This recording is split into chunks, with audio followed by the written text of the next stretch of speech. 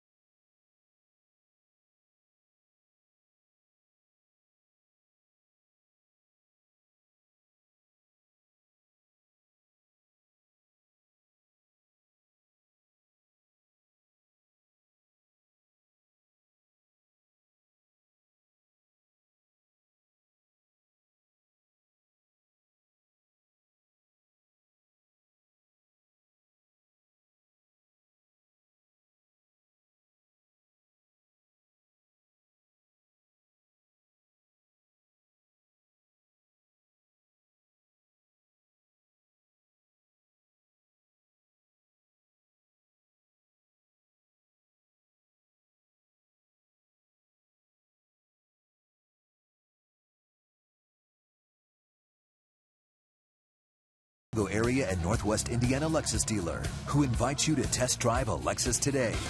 Blue Cross and Blue Shield of Illinois. Through it all. BMO Harris Bank, helping money make sense. BMO Harris Bank, NA member FDIC. AT&T Uverse. Visit att.com/freeyourtv. Rethink possible. Ford. Check out America's freshest lineup at your local Ford store or at localfordstores.com. And by Southwest Airlines. Find our fares online only at southwest.com. Welcome back, and the Cubs are back home to wrap up the first half. The only road game will be about 8 or 9 miles to the south of us at the White Sox, a makeup game Monday night. So 3 against the Pirates, 2 against the Angels to wrap up interleague play, and then the Cardinals come in next weekend for 4. And JD, the Cubs ending a long stretch of games on the road, 16 of 19 away from Wrigley, and they went 10-9 during that stretch. They really did. They held up pretty well, and essentially it was a 6-city road trip in which we just happened to pass through Chicago. 3 games here, 3 games there, never really able to settle in, but the club played well, and coming off a nice road trip in which they went 5-4 and really could have maybe gotten away with just 1 or 2 losses, period. They lost a couple 1-run games, 3 1-run games, 2 late leads they let get away on that last road trip. So the bats have shown some signs of life lately. It'll be a big test, though, on this homestand. Some very sturdy competition starting here with the Pirates. That's a Hall of Fame couple right there. Billy and Shirley Williams. Styling, eh? Taking in the game today. Absolutely. And for the Pirates, they started the season 1-5, but since then have gone 51-27 over their last 78 games. And each of the last 2 years they got off to really good starts, not quite as good as this year. I think Clint Hurdle's counting on some experience.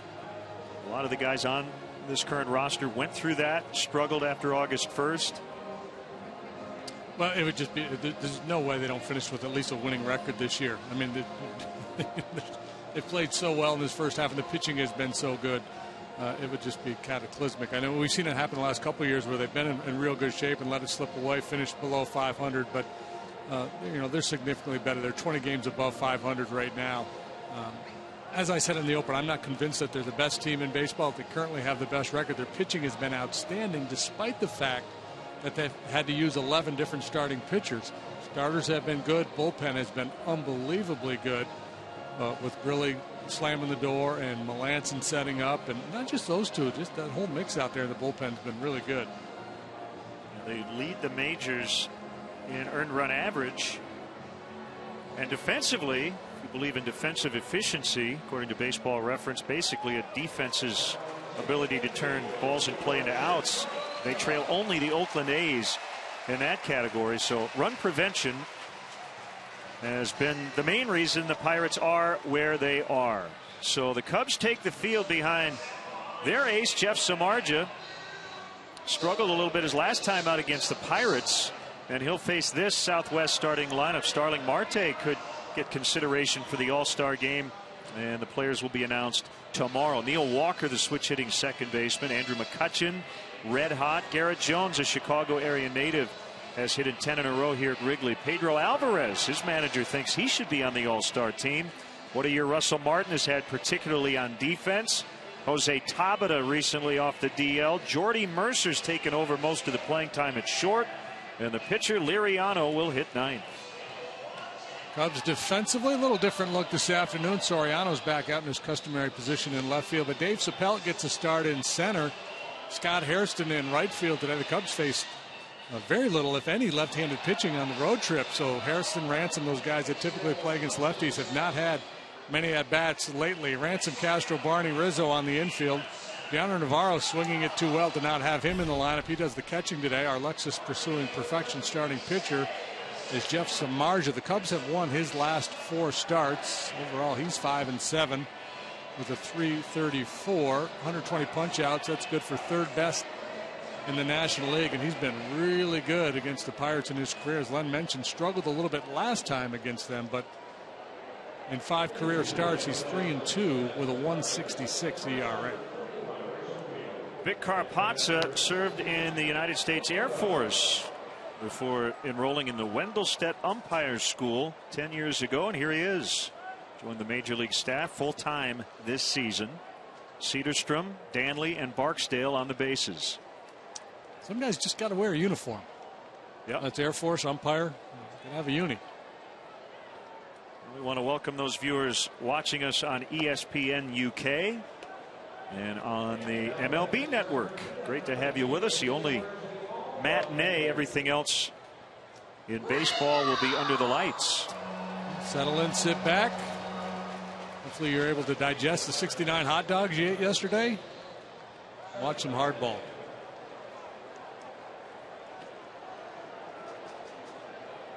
So here is Marte.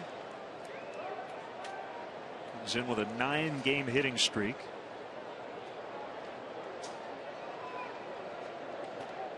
I mentioned that their pitching has led the way, but offensively they've started to heat things up as well. Cubs have actually outscored them by 9 runs to this point. We are underway, ball 1.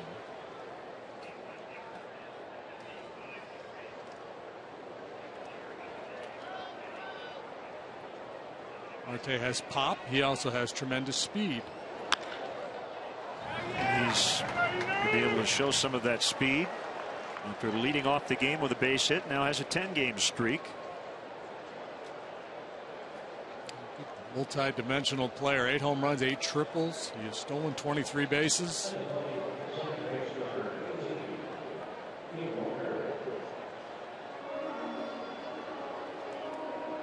switch hitting Neil Walker. His OPS 813, batting left-handed. Right-handed, it's 442. He was recently asked by the media about possibly giving up switch hitting, at least temporarily. He said no, especially mid-season. That's a fair ball. And a double play. 3-6. Tag applied. Just like that, 2 outs. Ground ball takes Rizzo right to the bag, so he plants, turns, and fires a strike to second base. Marte, I'm not sure he looked back to know exactly what was going on. He probably thought he was out right here with a force at second base because he didn't do anything to try to avoid being tagged, nor did he attempt to slide. Well, they're saying an east wind at 8, but I think it's more of a southeast than an east. Well, when I flip baseball cards out of the booth, unless I really get a lot on it, they don't go very far. I don't know what that means. I think it's swirling around, kicking back in our direction. Technically blowing in, but it's not going to hurt most right-handed hitters hitting the ball to left. The 0-1 to Andrew McCutchen. Sinker misses outside. Samardzij's good work against the Pirates. In keeping with that, not many of the Pirate hitters have had success against him, but this guy has. McCutchen has good numbers against Jeff. Those numbers against the Cubs, 65 career games. So Samardzija really had the Pirates number dating back to last year. And in his 5 career starts against them, a 1.66 ERA, but that includes a start about a month ago in which he took the loss. It was the second hit of the inning. Gave up 8 hits and 4 runs in 6 innings that day. I don't know if it was a matter of the Pirates figuring some things out or not.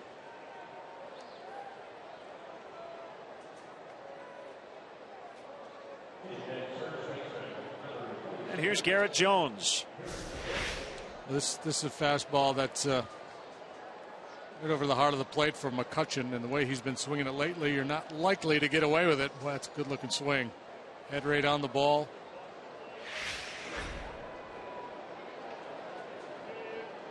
Samardzij's pretty aggressive early. He likes to attack. He's willing to throw the ball over the fat part of the plate early in the count to get ahead. Bat.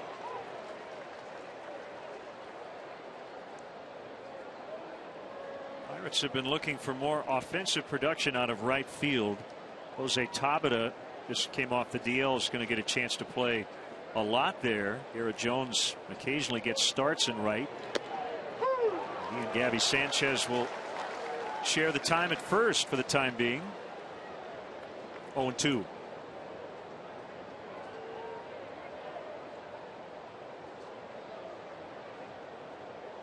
So one right over the heart of the plate, then he clips the outside corner. Now they're going to go up and in. Dave Chappelle one hands it, and that's the inning. 2 hits, but no runs. In fact, no Pirate reached second base. Cubs coming up.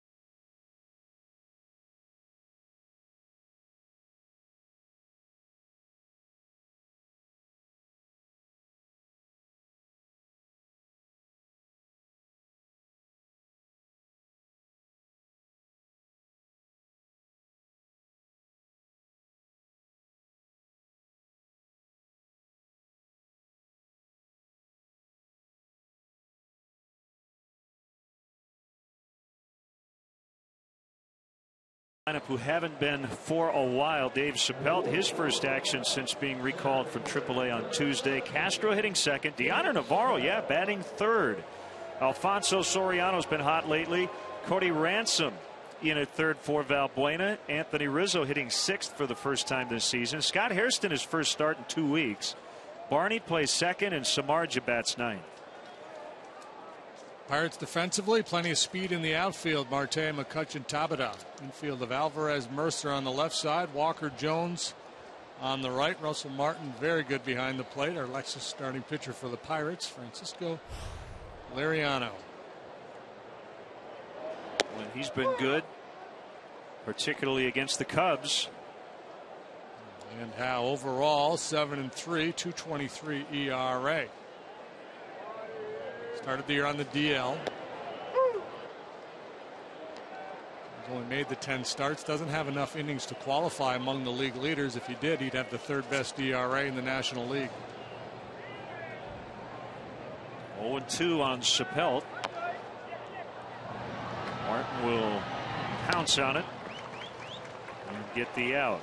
Now, Liriano with the Twins last year had a rough start against the Cubs, but 2 this year, 7 innings each time out, just 2 hits each time, no runs. He did walk 5 here on June 7th, but struck out 8 and seemed to dance around trouble all day. And he got 3 runs of support from his teammates in those 2 starts and won them both. 1-0 over Samardzija and then a 2-0 win over Travis Wood. Starlin Castro fouls back. Look out, that ball caromed off the backstop, which is very tightly strung and wound here at Wrigley Field, and oftentimes it bounds right back near home plate, but I've never seen a ball hit the batter until now. Yikes. What are the odds? You're good at making up odds. What would you say they would be? I'm going to say there's a 4% chance we will see that again in the next 3 years. This guy's got a lot of weapons, plus fastball, real good slider, real good changeup. 29-year-old southpaw, and he gets a swing and a miss on what looked like a change for his first strikeout. Very tough to recognize. His changeup and his slider velocity about the same. So one, tends to fade away from a right-handed hitter. One cuts in a little bit, but every now and then on his changeup, he'll get around it a little bit, and it'll actually have some cutting action. That appeared to be the changeup.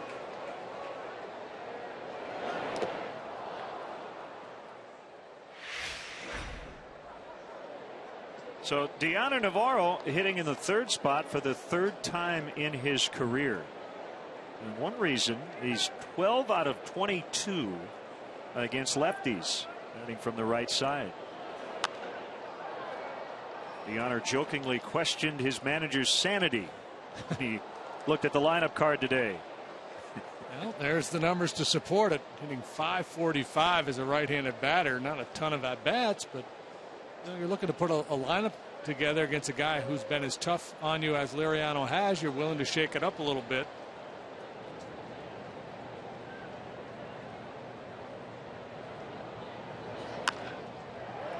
And a roller into center. Good managing right there. Yeah. Sure, Holtz has the day off with the lefty on the mound. Rizzo moves down in the batting order. Left-handed hitters hitting .120 against Liriano this year. He has allowed 1 extra base hit. It's 1 underscored, circled, asterisk, whatever you want to do to highlight that. 1 extra base hit to a left-handed batter all year.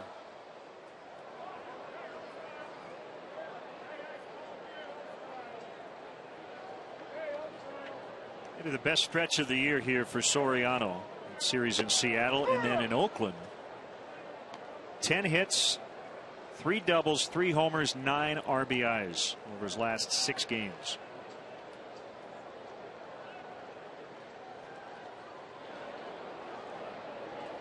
Pirates play him strong pull on the infield.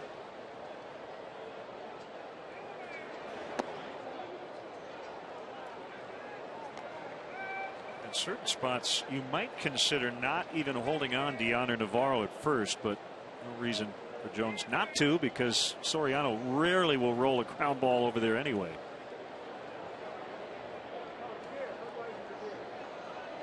A 1-1 bounced foul. By the way, back here at Wrigley Field after 3 games at O.Co Coliseum, this playing surface looks really small. It looks friendly. It looks like the friendly confines. From the biggest park in the world to maybe the most intimate. Soriano chased one. So Liriano gets a couple of strikeouts on pitches that bounced out in front of home plate. And after one, we are scoreless.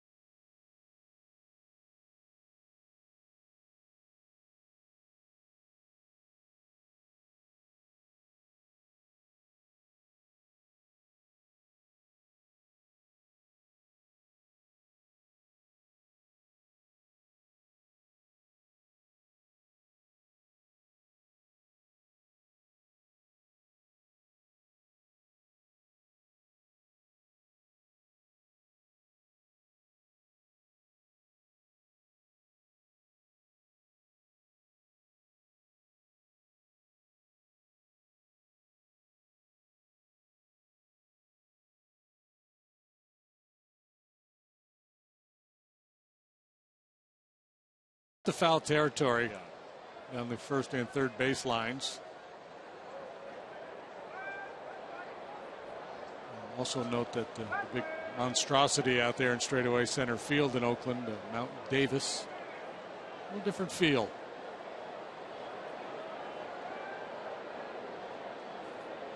Second inning, it's Pedro Alvarez, 21 home runs. He's driven in 56. And that ball crushed out into right, and it's going to be caught by Hairston. Alvarez hit it hard.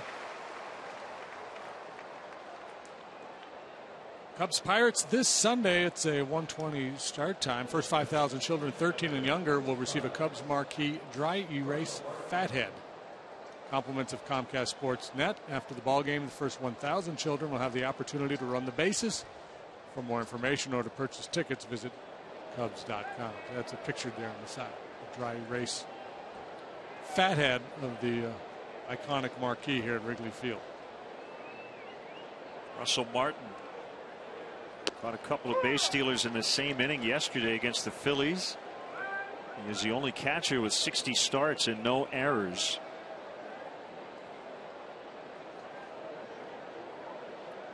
He has been that veteran glue in the Pirates clubhouse, has done a great job with their pitching staff. Last year they were just horrible defending the running game. They couldn't throw anybody out, so he's obviously upgraded that significantly. Good solid contributor with a bat in his hands as well.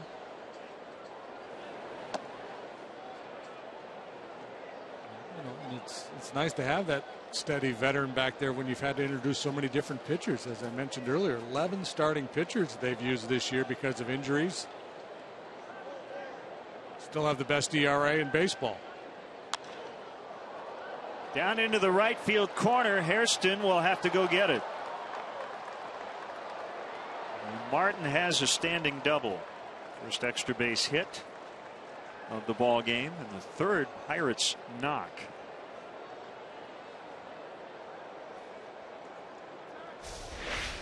And Jeff trying to just establish fastball command here early on. He's made some mistakes over the plate. Hasn't really got a splitter going yet. Kicked around a little bit, but no further advance for Martin. Drops anchor with a 1-out double.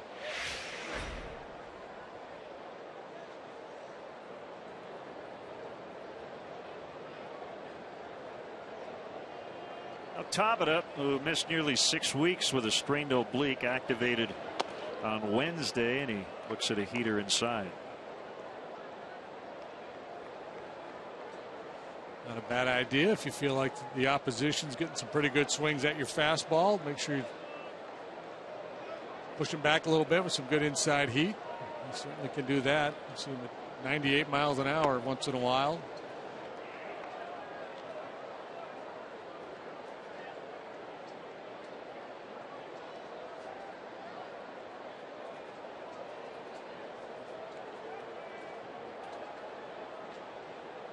Nice late Friday afternoon crowd.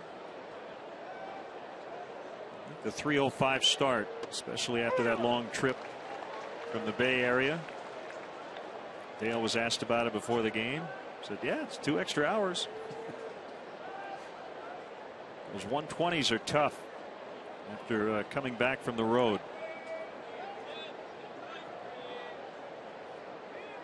The other thing, too, Absolutely. Give some people who may have worked earlier today a little extra time to finish up the week's business and get on out to Wrigley. Although I would imagine a lot of people were off today. Long 4-day weekend.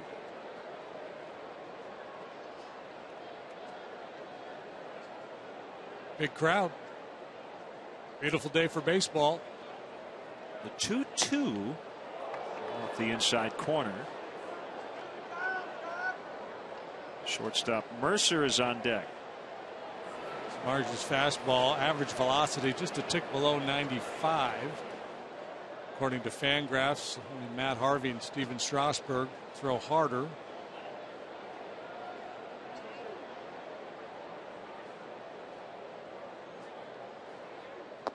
Swing and a miss.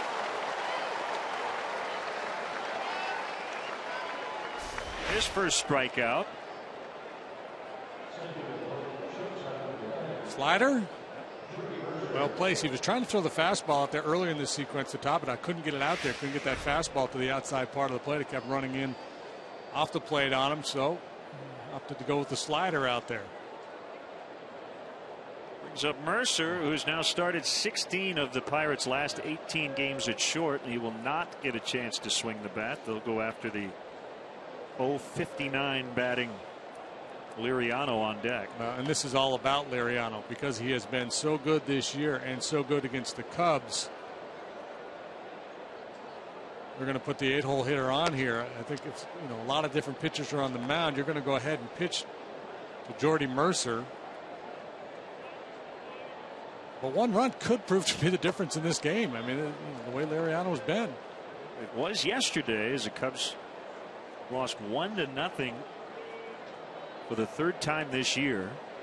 How about this? It was the first time the Cubs lost a 1-0 game on a passed ball since 1962 against the Milwaukee Braves. I don't see it very often.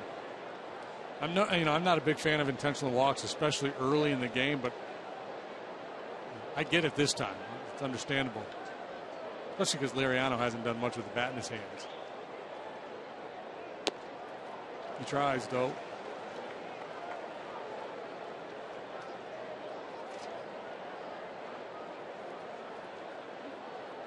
Not a lot of offense in this season series.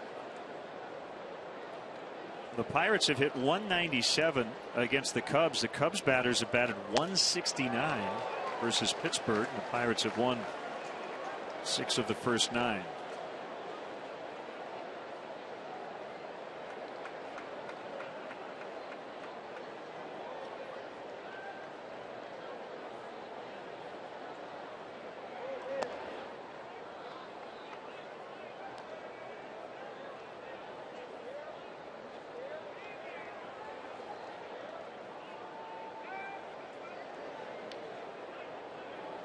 Martin at second, Mercer at first.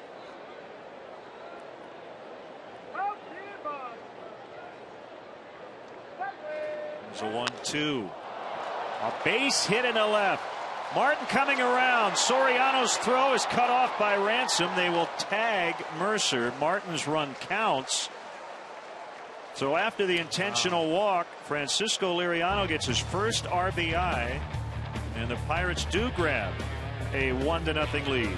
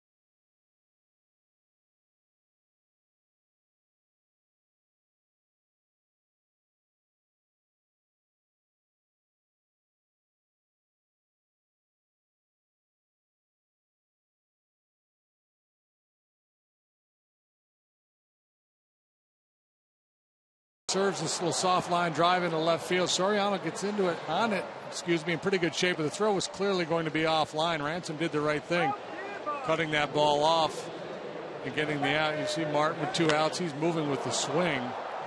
Nice secondary lead. A perfect throw. Might have been close. In his haste, he throws a little bit of a 2-seamer and has some running action. And Ransom knows there's no play to be made, so he gets Mercer, ends the inning. But what a big swing of the bat by Liriano. 1 out of 17 he was prior to that at bat.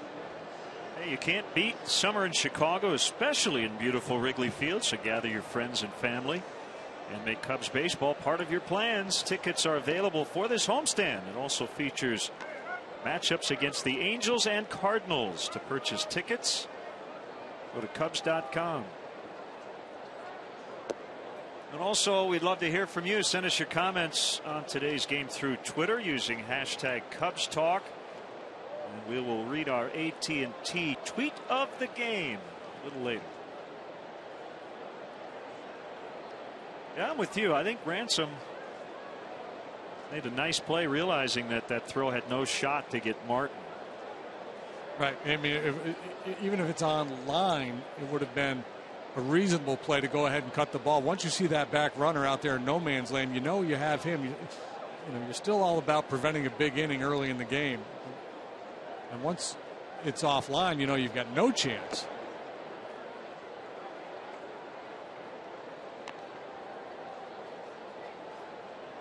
So this is Ransom's first action since he started for Starlin Castro to begin this last road trip. Back at third base, where we've seen him against lefties in that platoon with Luis Valbuena. 1 ball, 1 strike. Right, so the Cubs didn't face a single left-handed starter on that road trip. This platoon guys have had very little action, and now they have to face a nasty guy in Liriano.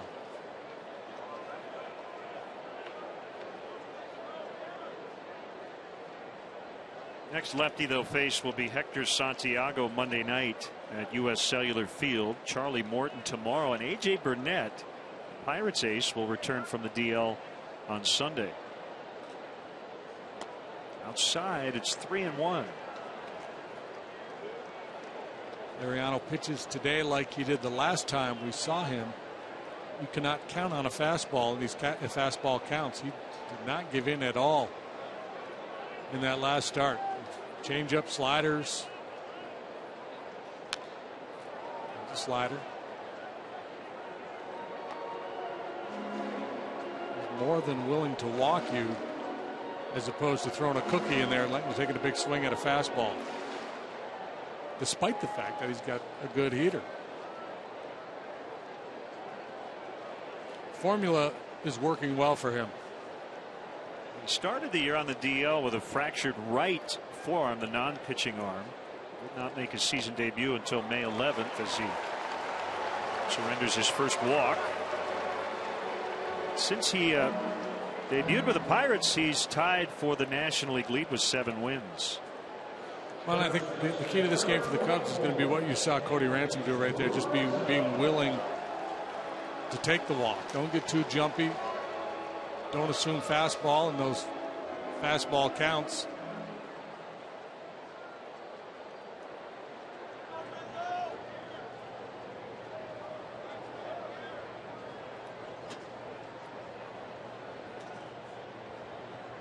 Anthony Rizzo batting 6th. Lowest he's hit in the order this year. See the shift. That's Pedro Alvarez, the third baseman, that's out there by second base. He's on the shortstop side. Everybody else on the right side of the infield.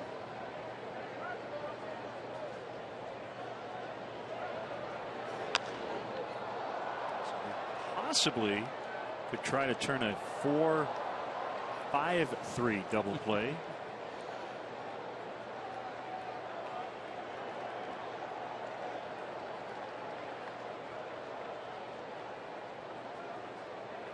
The White Sox on the road. They'll come home for that makeup. The Cubs are at home. They'll go on the road for that Monday night matchup.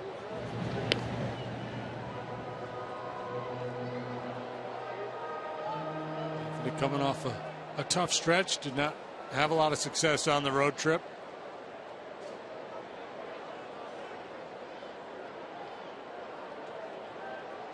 With 6 out of 33. He bounces one to the second baseman. Somebody's going to cover. It'll be Jones, and nice base running by Cody Ransom. He just took that extra base with the overshift. That was not Rizzo's intention, but that almost should go as a sacrifice. Moved the guy up 2 bases on a ground out. Yeah, it's kind of a fun play over the top of Jones, the second baseman there. Walker playing so far towards the line, he was able to field that ground ball, go back to Jones. And Ransom, we've seen him do this before. This is at least the second time we've seen him take advantage of the shift and get that extra 90 feet. Alvarez had broken towards second base to take a possible throw there. I guess it would have been Martin's responsibility to run down there to third base and cover the bag. Infield in. Scott Hairston's first swing in a game in a couple of weeks. One of the challenges for teams now with all the shifting that teams are doing, everybody has to become more aware of what base might be open and what their responsibilities might be that otherwise wasn't the case before. First plate appearance for Scott since June 23rd. And he sends one high and deep. Left center. Gone. A 2-run homer to give the Cubs the lead. And they've finally broken through against Liriano.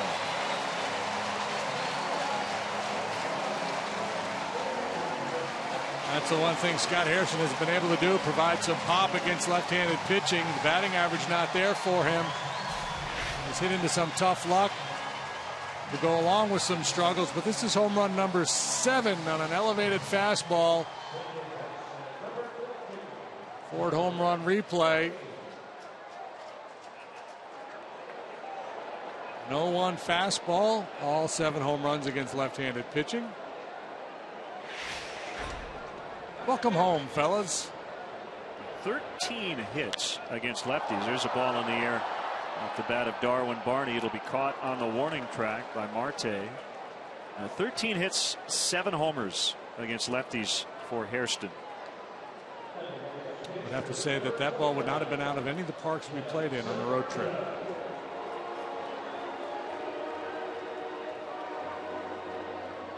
Well, Hairston didn't play in any of those games. He's an opportunistic hitter. So margin now with a 1-run lead.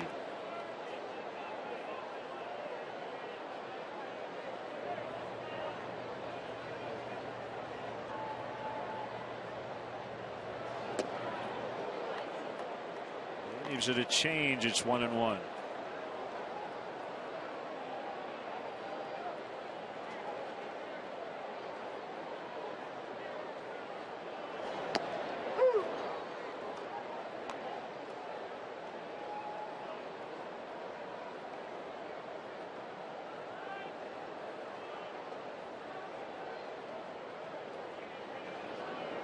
Two. Just got a piece of a changeup.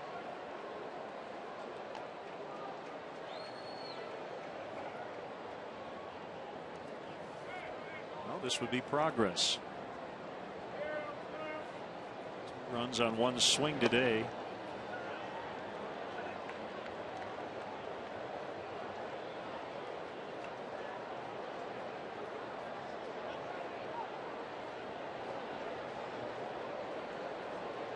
That's pretty impressive.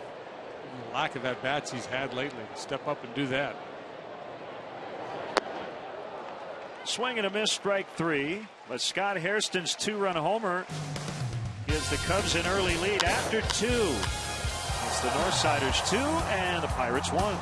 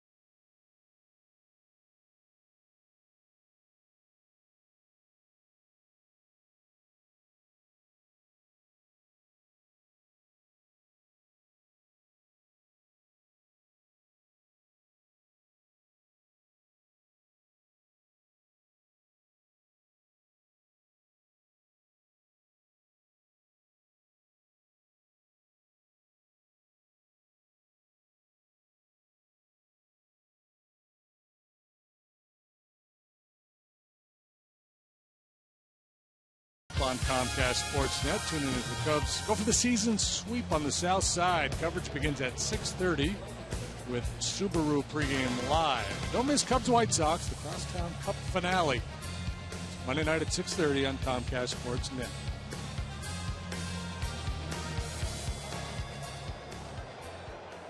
Cubs now leading on a Scott Hairston home run to the bleachers. Left center. Top of the order, starting with Marte, and he bunts, and it's a good one. Barehanded play by Ransom, and Rizzo just couldn't handle the short hop. That's a good effort by Cody Ransom. It should be an infield hit. Marte 2 for 2. And a nice bunt. Ransom sniffed it out, got on it in a hurry. You could tell he never really got a good grip on that ball, but you don't have time to fiddle around with Marte going down the line. Tough hop for Rizzo to handle. That'll be an infield knock. Bunt single for Marte, and as we mentioned before, obviously a threat to steal a bag.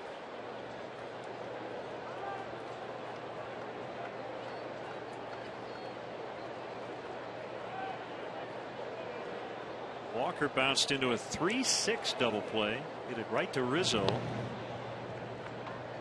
first inning.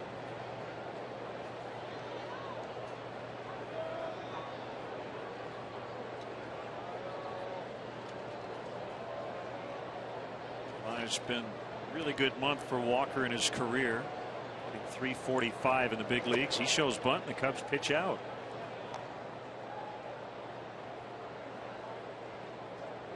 Just taking a pitch there, giving Marte an opportunity to steal that bag if he wanted. Cubs guessed wrong, and now 1-0. Marte may be setting sail here. Pretty good lead over there at first. Fake towards second. Walker bunts, and it's going to kick foul. At the edge of the grass, took a right turn.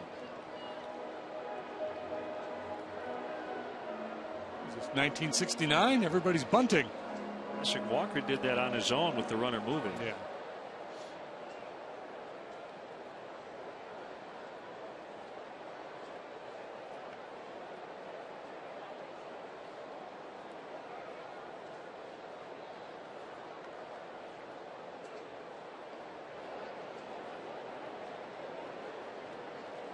Marte's speed, I don't think they would be playing any kind of hit and run, bunt and run. They would just let him try to steal the base.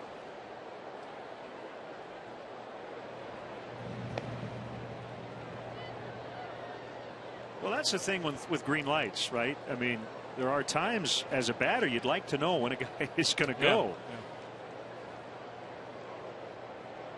Yeah. And now it seems like the way the running game is handled by most managers, there are certain guys that have the green light, and the edict is, hey, if you get a jump and you want to go.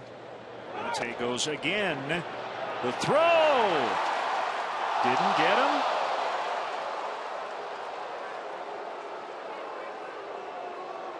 Very close at second. Marte will dust himself off after his 24th steal.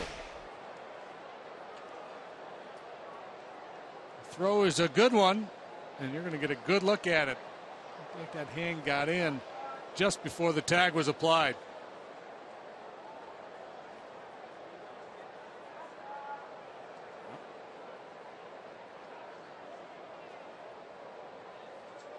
He was safe. Navarro did all he could.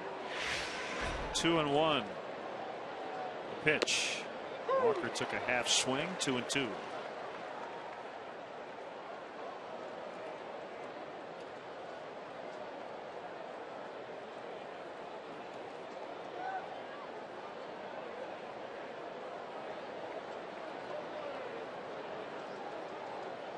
Pirates just lost 2 of 3 at home against the Phillies. Followed a 9-game winning streak. And they're going to probably tie the game here. And that gets past Sapelt. Walker may be thinking 3. Marte is in. Walker to third. It's a triple, and it's 2-2. The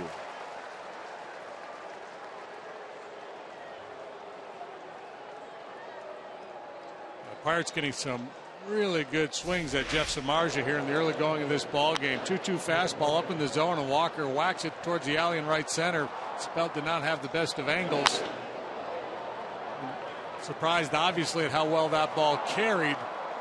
But the misplay gives Walker an extra 90 feet. It'll go as a triple.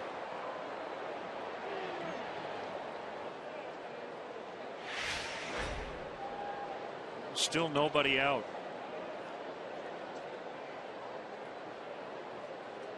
And the best hitter at the plate. McCutchen bangs one off Navarro's mask.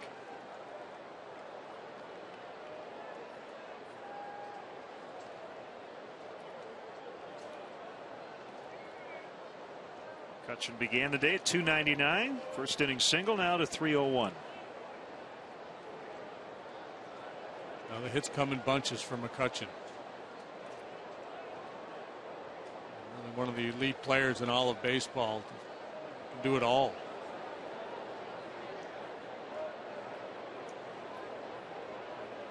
Samardzija coming home, and it's 0-2.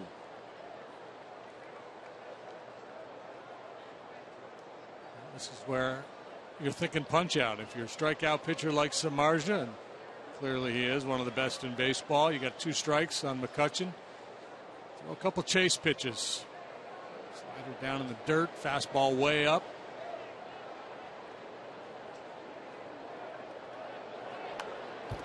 On their hands that time, left it up a little bit.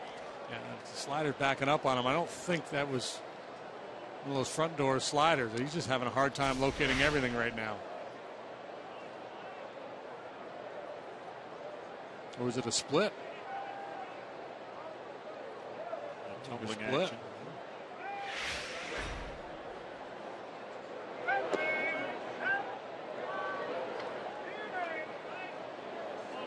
Jeff with the career high strikeout rate this year, nearly 26%.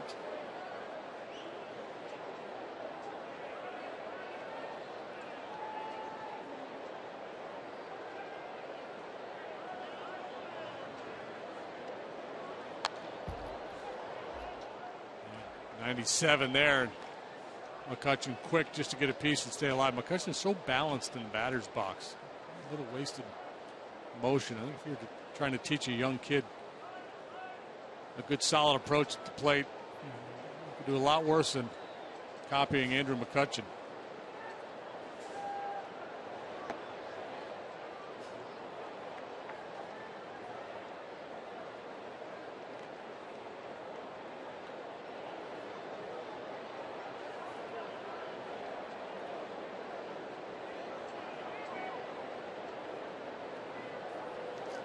Jones on deck.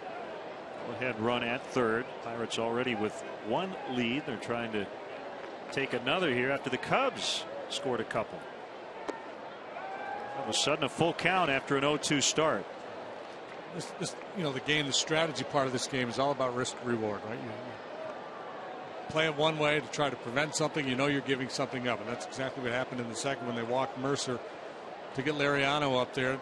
2 potential downsides, a big inning in the second if Liriano reached. That didn't happen because Mercer ran at second base and they got him. The other downside, of course, is you got Marte leading off the inning and not the pitcher in the third.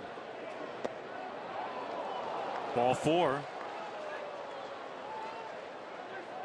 Much easier to put an inning together when you got your leadoff man starting things as opposed to the pitcher. But again, an understandable strategy by Dale Swain, given how good Liriano has been. He was thinking, I'm going to try to do everything I can to prevent this 1 run from scoring here in the second. It just hasn't worked out. They got the run anyway. Now they're looking for a big inning.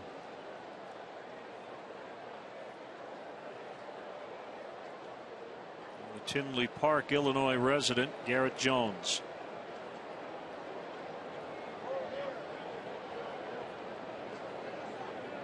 So play for 2 here.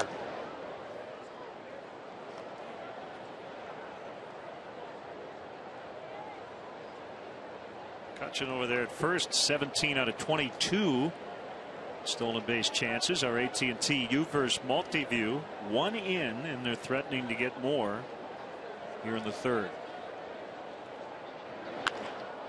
Out into right center. Walker in. McCutchen to third. They'll stay at the corners, just different players now, and it's 3-2 Pirates.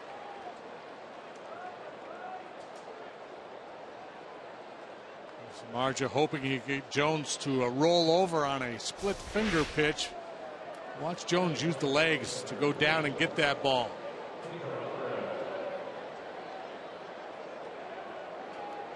Watch him use the lower body to go down and get this tumbling split finger pitch down outer third and then lift it into right field.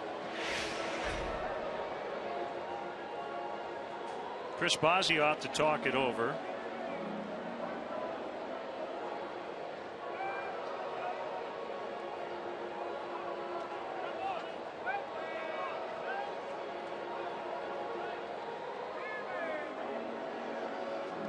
guess the question for Jeff today is, can he get that split down where he needs to, or is that something he's going to have to, if not abandon, not use as much? I just think command of everything has been problematic here today. Fastball command hasn't been good. That's usually where it starts, right? Yeah, normally it's whatever's going wrong that's causing you to misfire with your fastball is causing you to misfire with everything else. It's not staying tall enough, flying open, whatever it is, the mechanical adjustment he needs to make, he has not yet been able to do it.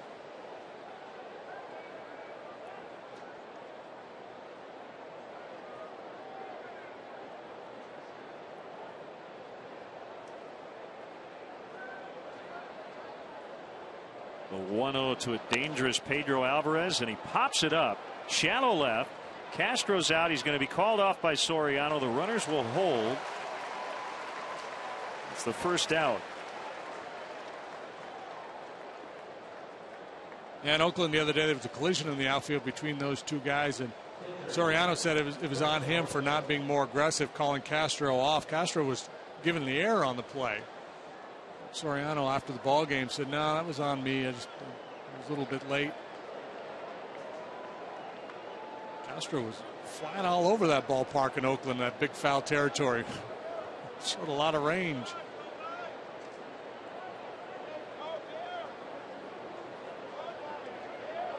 Samardzija pitch away if he can get a ground ball, getting out of it. Up and in on Martin, the three-time All-Star.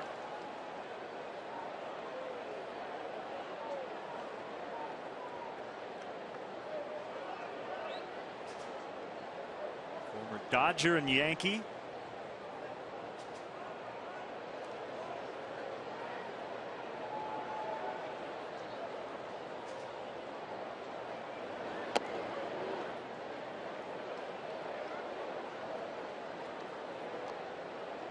Stranger to a good hitter's count.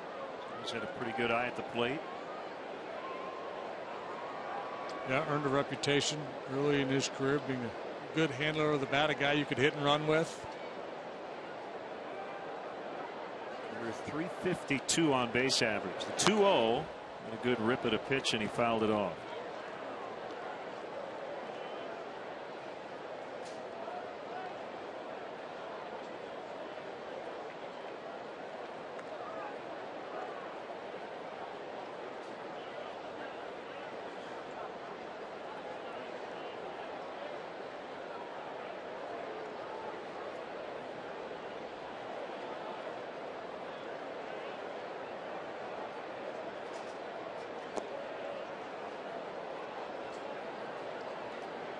Pirates got into town early last evening, 7:30 thereabouts. Cubs, what time did we roll in? Closer to midnight, wasn't it? I think it was right around midnight. Yep.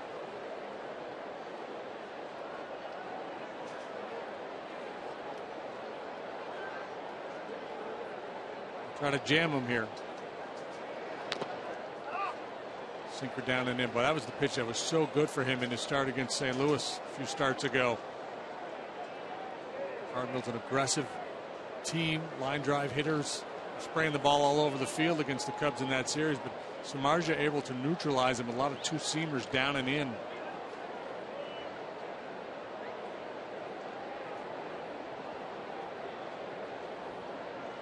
Jones runs on the 3-2. Swing and a miss. The throw there is high, and a run will score. Navarro took a little bit of a risk, although he's thinking, if I get Jones, the inning's over. The throw, however, was high, and that allowed McCutchen to easily score. Yeah, that decision to throw through there was made prior to the pitch. And with Jones being the runner at first base, they felt like they had a real shot at getting him.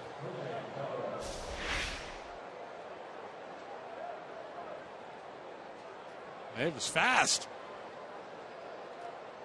Jones is looking that whole trip down to second base. McCutchen's reading the throw. He sees it high. He scampers on home. It's now 4-2. Jones in scoring position. Tabata sends a high fly out into left center. Soriano will take it.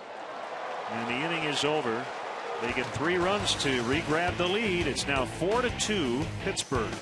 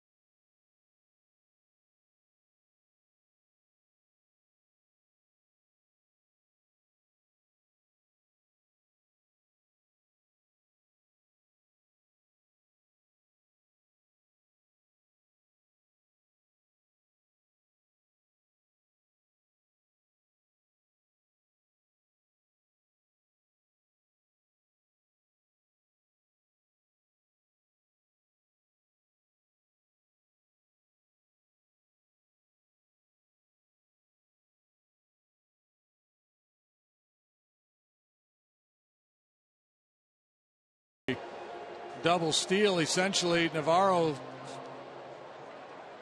airmails that throw. Barney does a good job going up just to catch it. No chance to get McCutchen at home. And I don't know if DeHonor just didn't get a good grip on that ball, but it didn't look like he really got a lot on the throw. And McCutchen wasn't coming. He waited and read the throw from Navarro before sprinting home.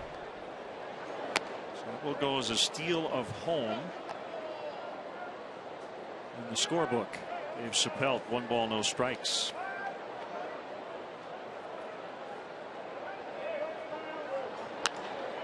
Line right at the second baseman Walker, positioned perfectly.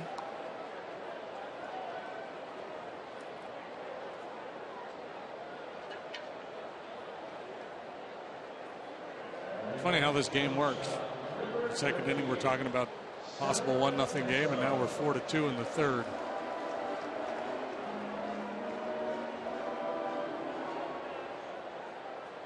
You just never know.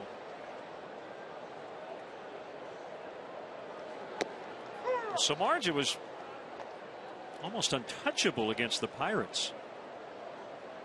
His first career complete game was his final start last year in Pittsburgh. He was brilliant on opening day this year. Another liner right at an infielder. This time it's Mercer to get Castro.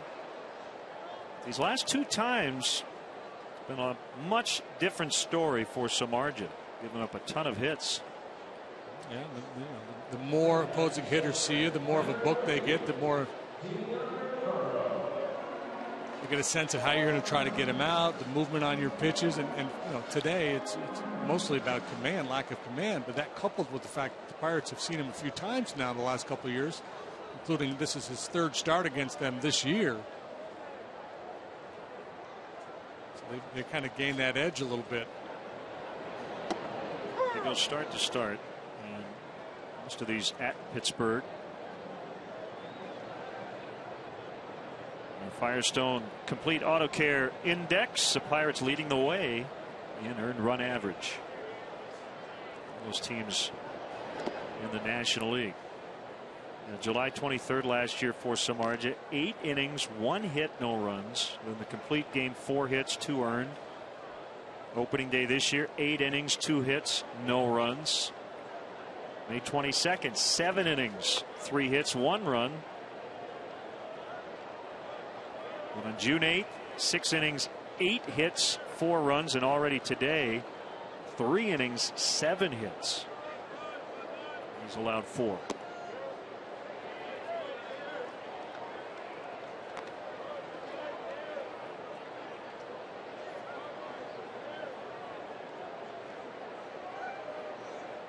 Some days you're on your game, other days it's a colossal battle, and you just have to find a way to compete and hang in there. And you know, Samardzija, he's all about competing. No quitting that guy. Ball 4, so Navarro in the 3 spot has reached both times, this time on a 2-out walk.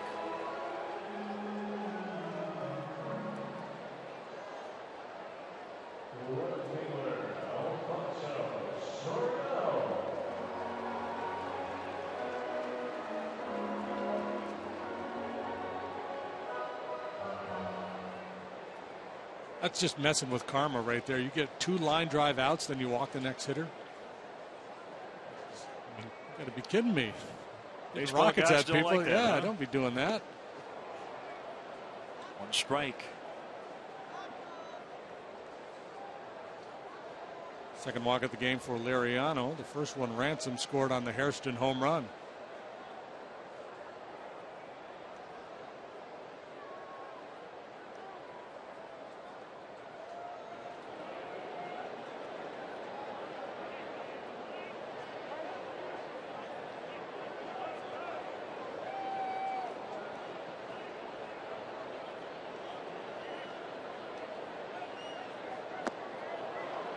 Oh, 2.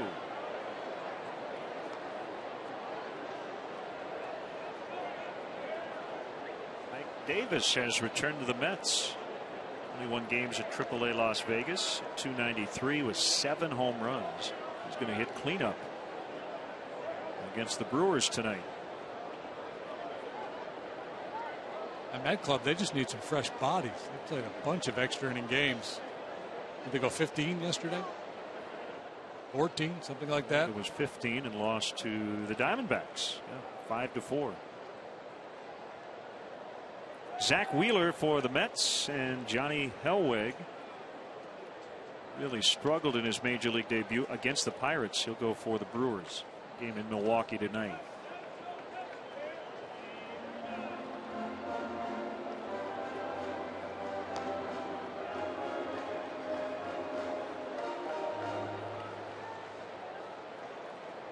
Cabrera sat out yesterday with lower back tightness, back in the Tigers starting lineup tonight.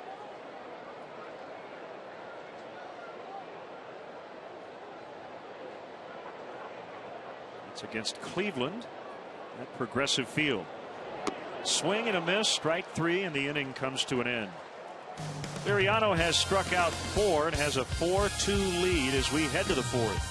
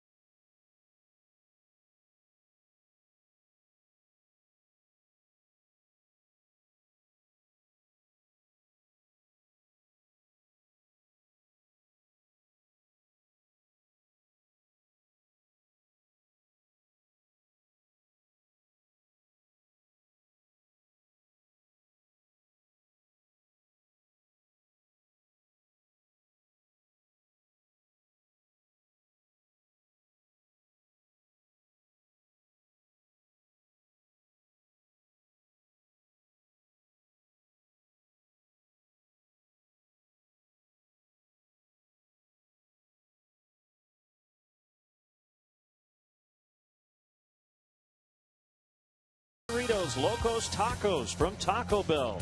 Liv Moss.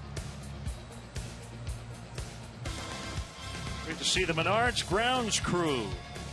They'll be busy over the next week and a half, taking us into the All-Star break.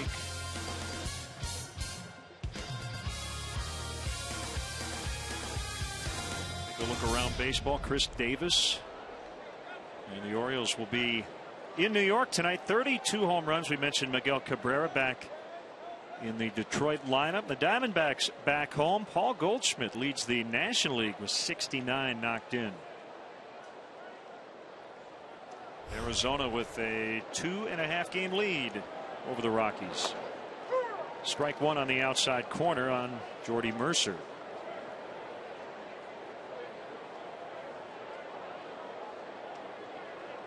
Jorge De La Rosa, Tyler Skaggs, the scheduled starters, both lefties in that matchup late tonight.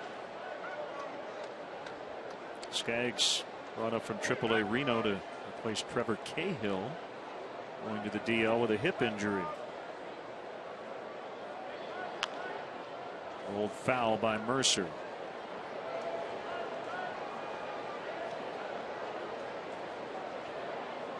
Swanage up on that mound, ready to go, trying to set a real aggressive tone here.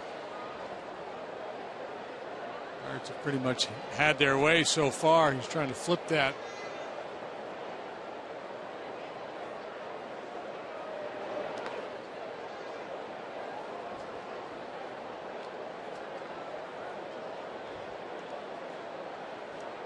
Sometimes, too, it's a matter of sequencing. Hitters get used to facing a guy and get a sense of what he likes to throw in certain counts.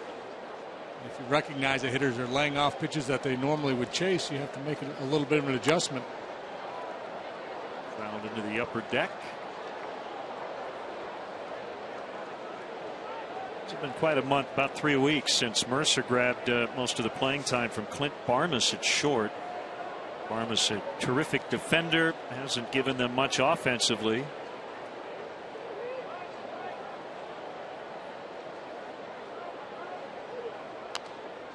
A little emergency swing to stay alive.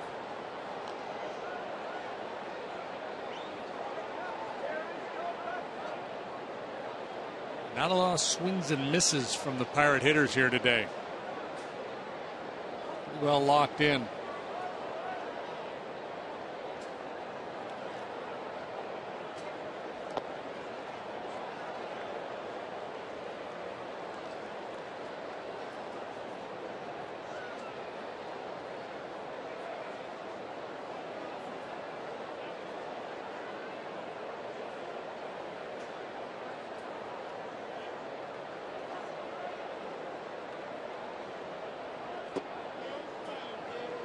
.97, but it missed. 3-2.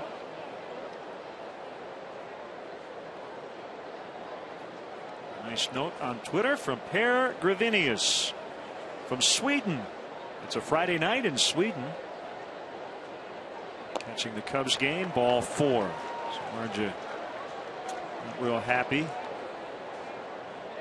Leadoff walk, and that'll allow Liriano to at least attempt a sac bunt.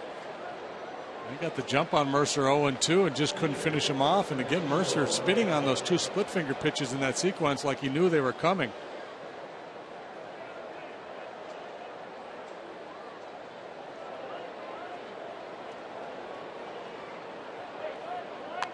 There's the bunt.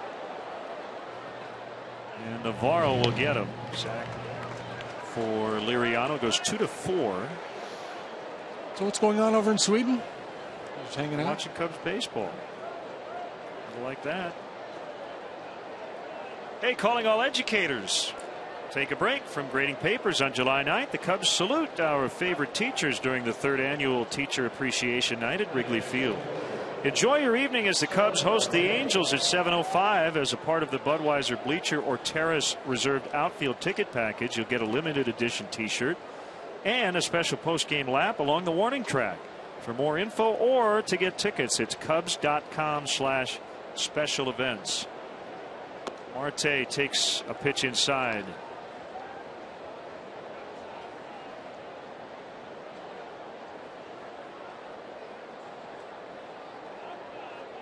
He's been really good for them.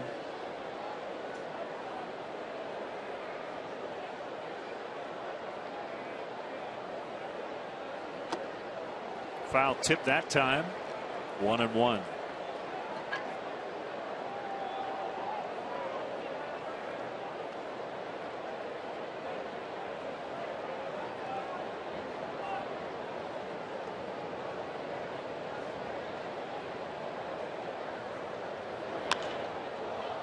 In the air, right center. Moving to his left, Dave Chappelle. Tagging is Mercer. He'll get to third. There are two gone.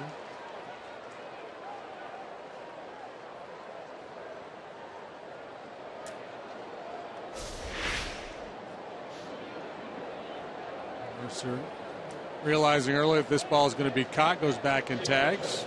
Scampers over to third base. No significant advantage there other than a ball in the dirt. I could be wrong. This is just what my gut tells me, which always makes me nervous. But I feel like teams have gotten a lot better over the last couple of years. Certainly the Cubs have, at runners tagging on balls that are going to be caught. There's a ground ball picked up by Barney. I'm with you. No, the routine ball. It's deep. Instead of going halfway, might as well take an extra base on a tag play. So a scoreless fourth for Samardzija. Pirates lead 4-2.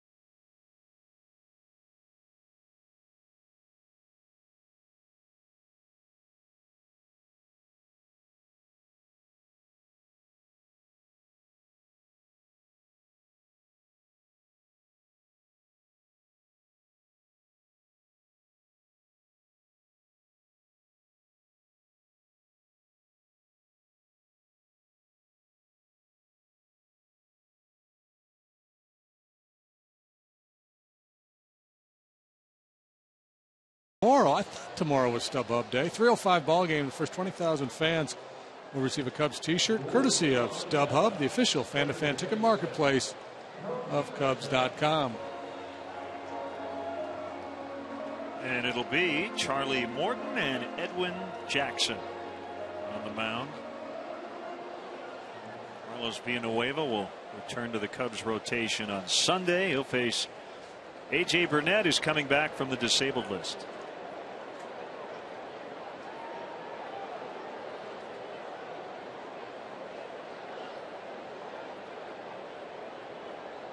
Cody Ransom walked and scored on a home run by Hairston in the second. Really good base running play as Rizzo bounced out into a shift and Ransom went from first to third.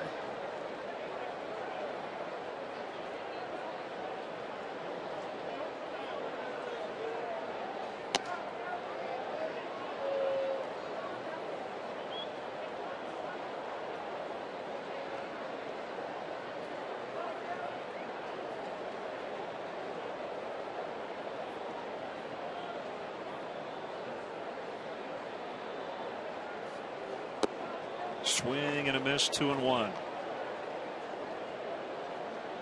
Trying to hit Liriano's changeup is like reaching for that step on the staircase that's not there. You're already gone down. It's a bad feeling. You're like,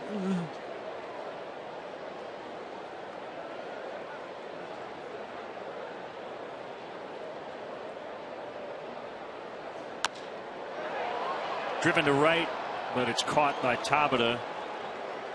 And some lines out. Cubs have lined out 3 times now in the last 2 innings. 2 good trips to the plate for Ransom today. Worked a walk in the second, hit a BB here in the fourth. Not adversely affected by the lack of ABs on the road trip. So I was looking at the Mets here, talking about all the extra inning games they've played. They've had a 13, 2 15s, and a 20 so far this year. The 20-inning game back on June 8th was followed by a 10-inning game the next day. They played 13 on Monday against the D-backs, then 15 innings yesterday.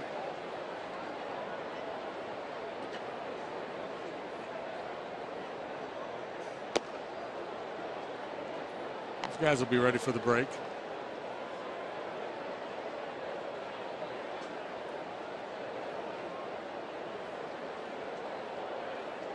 Their ballpark will be busy. That's where the All-Star game will be. 1-2 to Rizzo. And the All-Stars will be announced probably in about the 7th inning of our game tomorrow.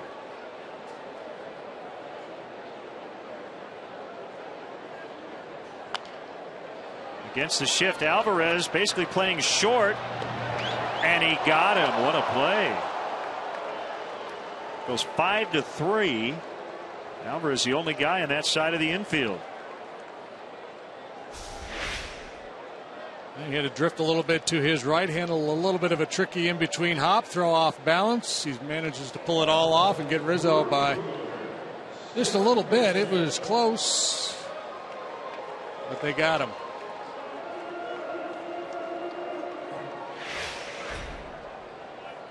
Alvarez had a couple games, one in particular, where he was standing on his head down there against the Cubs, making one play after another.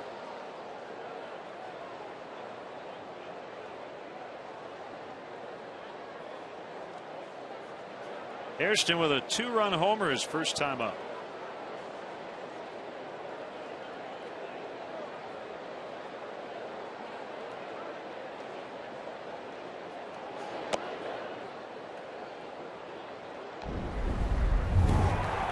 This is what it looked like. Ransom aboard. 0-1 heater. Home run number 7. Foul pop. Jones will give it a good run, but no play. Tabata also in the area. He just wanted to get on game film. Go over the game film on Monday morning. Wants to make sure he's near the tackle. It's credit for being in the area. It's a little football trick. Jump into the pile at the end. Yeah, I was in on the play.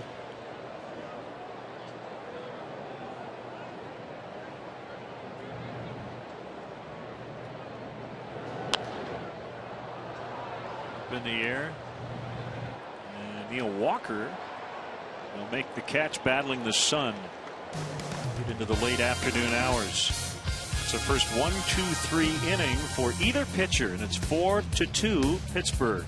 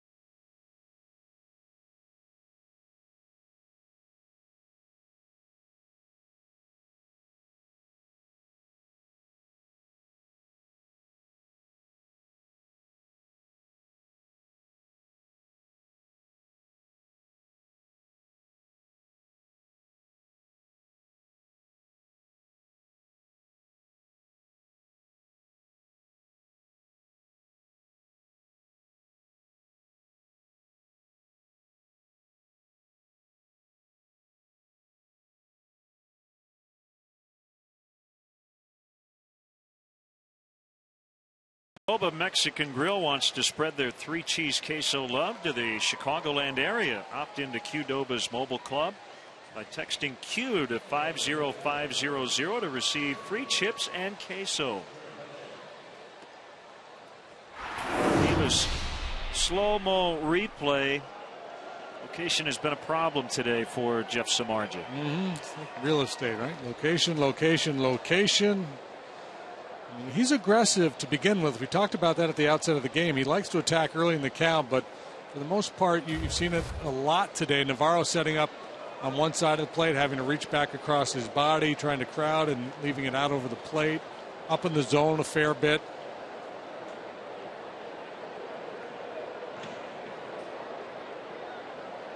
McCutchen has singled, walked, and scored on a double steal and stole home. Ironically, I think Jeff, came out last inning, had a little bit better command, and even throughout that at bat to Mercer, I thought he was hitting his spots. He ultimately walked him. And Mercer just wouldn't give in. Mercer had a heck of an at bat.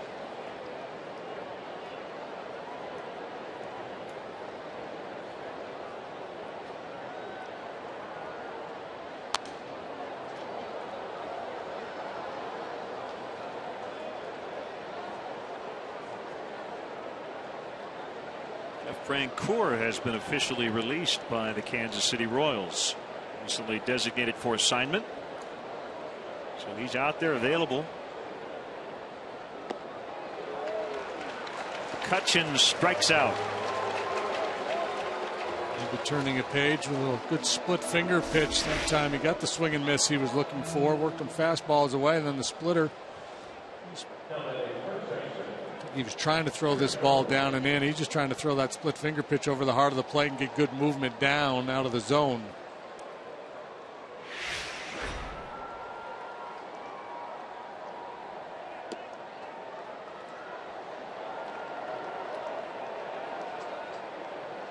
Want to know on Jones.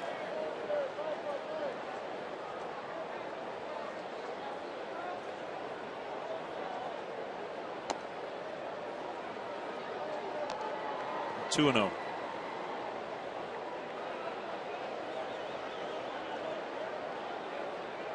Like everybody's been swinging it well for the Pirates lately.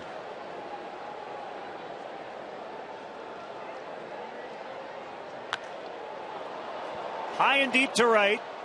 Back on it is Hairston. He's at the track. He's going to leap. He can't get it. Jones will have the second Pirate triple of the day. He just missed a home run.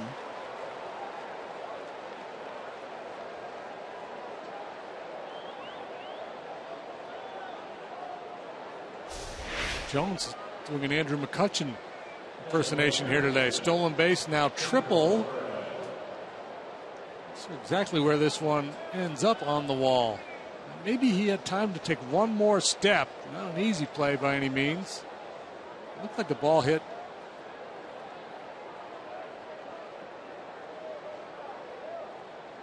kind of behind him a little bit. It wasn't like he couldn't reach it. It was behind him. Infield in, and a strike called on Alvarez.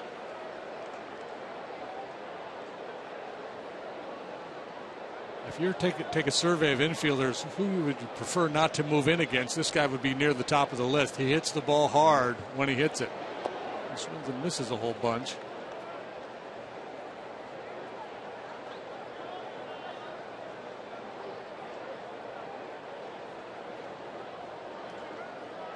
Eight hits for the Pirates today. They had the bunt single from Marte, but just about everything else has been legit. It's not like he's been giving up a bunch of cheap hits. Castro will get Alvarez. Jones holding. Pirates a lot of offense today, even though Alvarez has gone 0 for 3. The infield will move back with Martin coming up.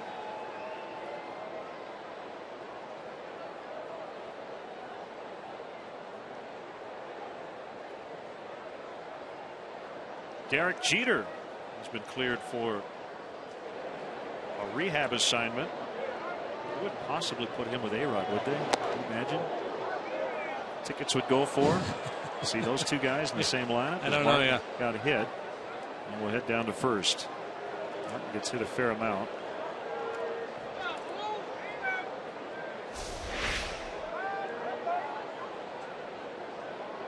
'50th time in his career he's been hit by a pitch. Two-seam fastball. Running action in on Martin and just brushes the jersey. 3 inches from a bruised rib.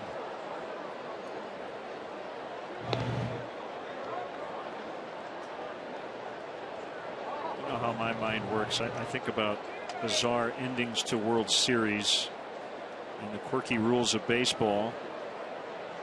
Bases loaded, 2 outs. Why not put on a jersey that's 3 times larger than you should be wearing? How about a pitch like that ending a World Series? Then there'd be a big blue ribbon panel. Yeah. Set the Form-fitting jerseys. Yeah, uniform.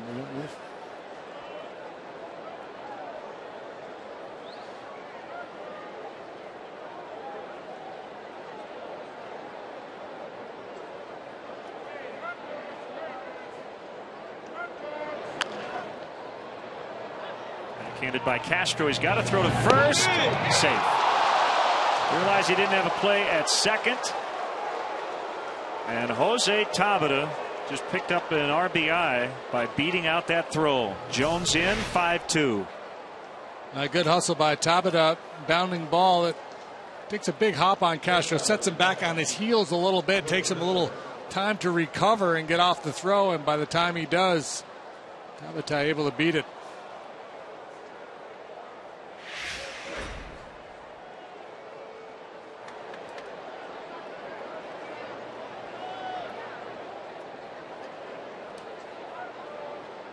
RBI infield hit for Tabata. Mercer, who's walked twice, pops it up. Anthony Rizzo calling for it in fair territory, I believe, as he makes a catch. So the Pirates add to their lead. Jones with the 1-out triple. Tabata with the 2-out infield single. 5-2.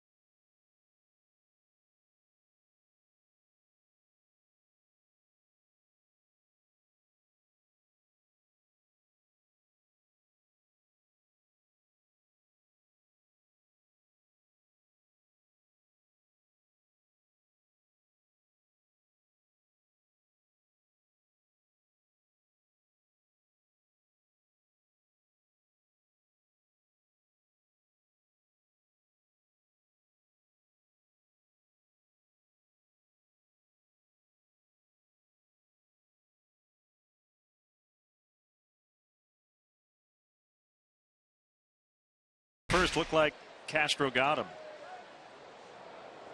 Yeah, upon further review, when you see it one more time, it looked like he just able to nip tap it to there at first base. I mean, it was awfully close. And again, that high bounding hop didn't help his cause at all.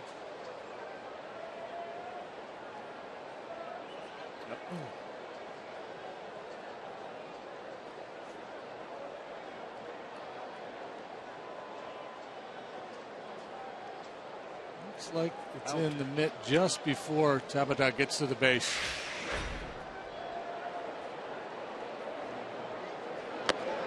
But he was called safe, and the Pirates add to their lead, and a strike on Darwin Barney.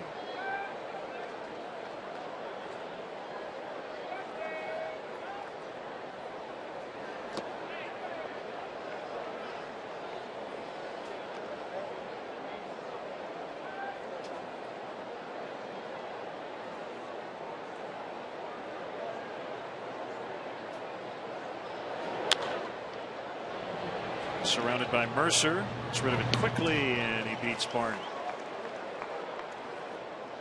MLB.com at bat is the #1 source for live baseball everywhere you go. Available for iPhone, iPad, Android, and BlackBerry 10.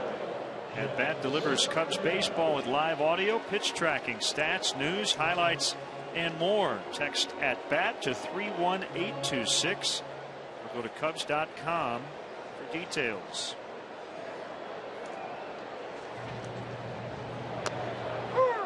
Called strike to Samardzija.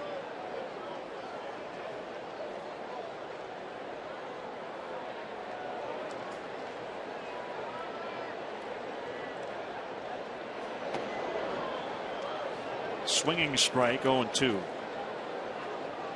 Liano getting into a groove. But a 2-run homer by Hairston has allowed just a walk and no hits.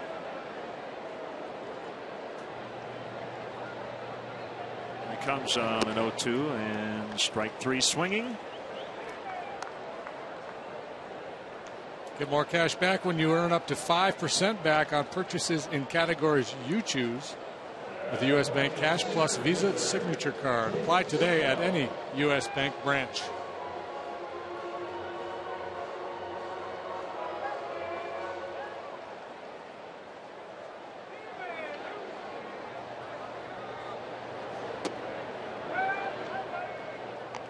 One on Dave Suppelt, who was on the opening day roster, appeared in 21 games, 8 starts in center before being optioned to Iowa on May 6th.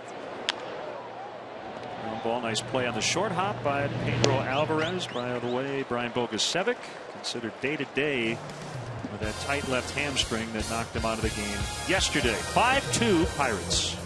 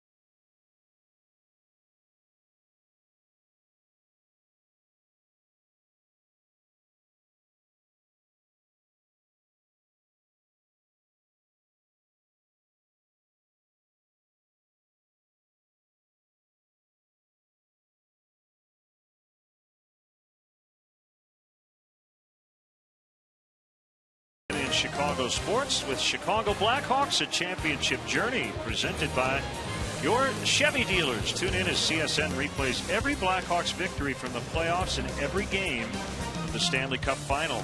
Watch the journey that brought Lord Stanley back to Chicago beginning July 14th on Comcast Sportsnet. Ryan Bickle and friends to handle the stretch today. Brandon Bollig, Patrick Sharp will join Bickle.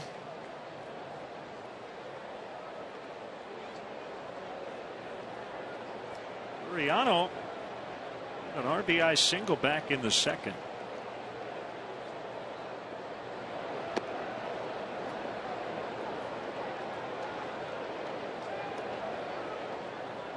It's the third RBI of his career.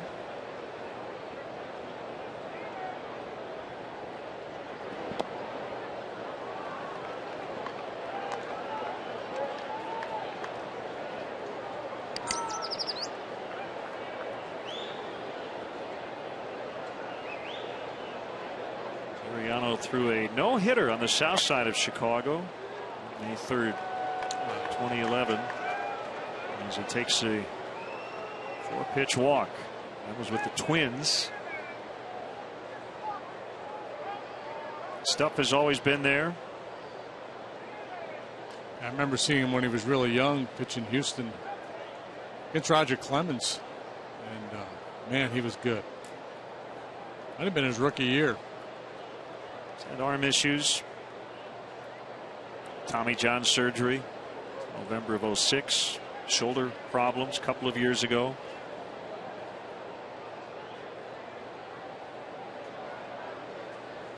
And 12-3 in his rookie year in 2006 with a 2.16 ERA, struck out 144 batters in 121 innings. At the age of 21, 2, something like that. He's had way too good of a day at the plate. That RBI hit, the sac bunt, and now the leadoff walk.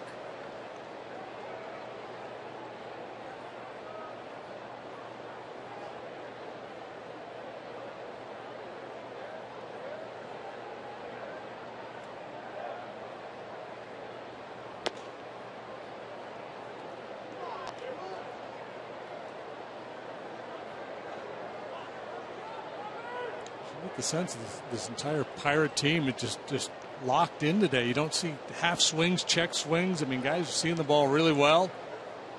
Again, I don't know if it's because they're getting their third look at Samardzija. They're just a bunch of hitters that are locked in right now.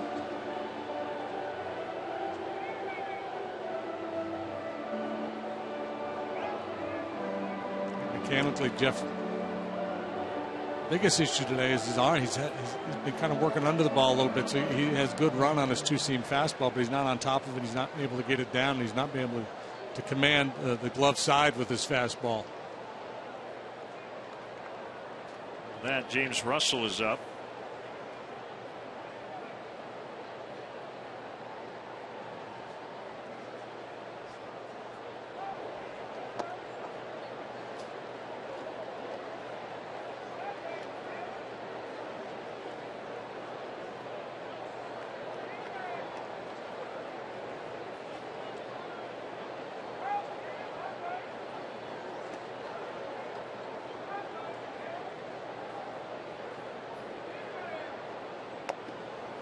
Cut and a miss, 3-2.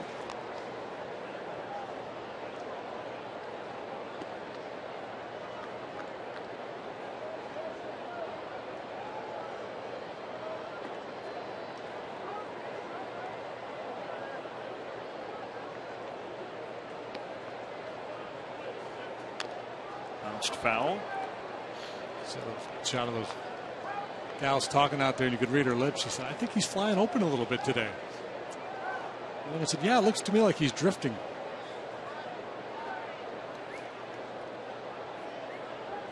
All mechanical experts. Students of the game here at Wrigley.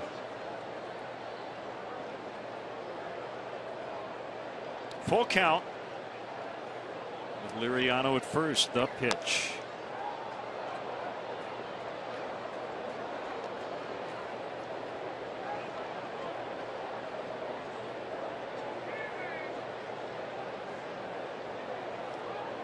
the way, it'll be Bickle and Bolick. Dueling Killer harmonies, bees. not a three-part harmony. Patrick Sharp will not be singing on the 7th. He may be singing, he just won't be in the booth. A chopper to third. Ransom will throw to first.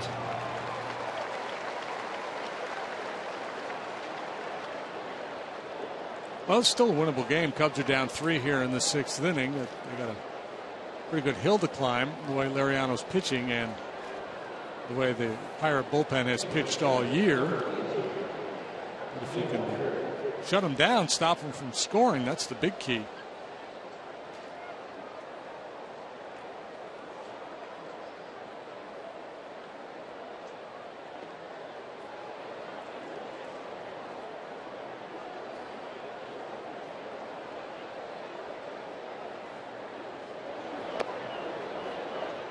Side on Neil Walker. So I brought it up earlier. Walker struggling mightily right-handed. There have been a few guys over the years who've either abandoned switch hitting or at least temporarily stopped doing it. It's a really interesting topic because it does kind of defeat the purpose at a certain point if your numbers are so bad that those are the batting averages, but an OPS of 442. Now Walker's point is mid-season is not the time to do it. Batting left-handed against a lefty, and I would tend to agree with him on that. Yeah, that would be a huge adjustment to make in season, I would think. And I'm not even saying that Walker should stop switch hitting. I'm just saying in general, I do think there are certain guys who probably should consider doing it. Or the manager should consider playing somebody else. Well, that's what ends up happening. Right, that's the platoon player. What are his career numbers, though? Well, he had one good year right-handed. I think it was 3 years ago as he walks. Second free pass of the inning.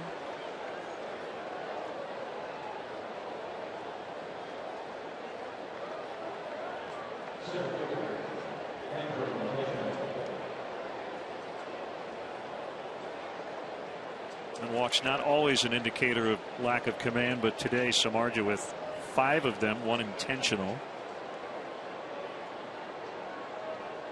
Right. Sometimes you're walking guys because you're just unwilling to give in certain situations. I think the storyline today has been more about just inability to throw the ball where he wants to. It's foul. So in his career, Walker an OPS of 798. Left-handed, right-handed 653. Pretty pedestrian numbers. 340 slugging. So it simply would come down to, do you think he could hit better than that left-handed versus a lefty? A winner in the cage against left-handed BP throwers, and then take some live BP in spring training against lefties, see how you feel.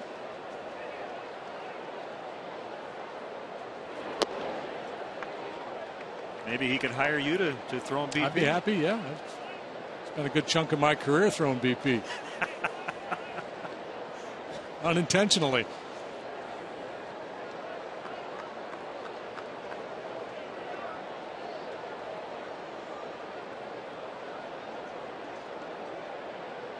The 1-1. Nice play by Ransom. That ball almost ate him alive. They do get the out at second. That was a very tough short hop. See him shaking his head. That was nasty. Second good play he's made out there today. Having a nice day at the plate as well. And this is all about the hands.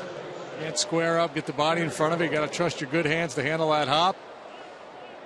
A little spin and fire to second base to get the out.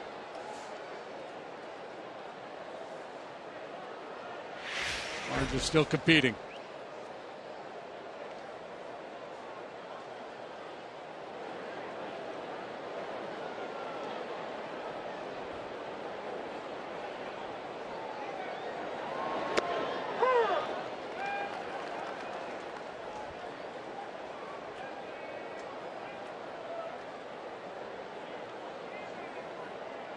So we got to believe Neil Huntington's going to be in the market. Try to upgrade his club a little bit before the deadline, with the Pirates currently in first place. Diving stop, Rizzo. And he'll throw to Castro, since that's where his momentum was taking him. Did not want to take a chance that somebody be late over to first. That'll end the inning, so the 2 walks do not hurt Samardzija. It's still 5-2 Pirates.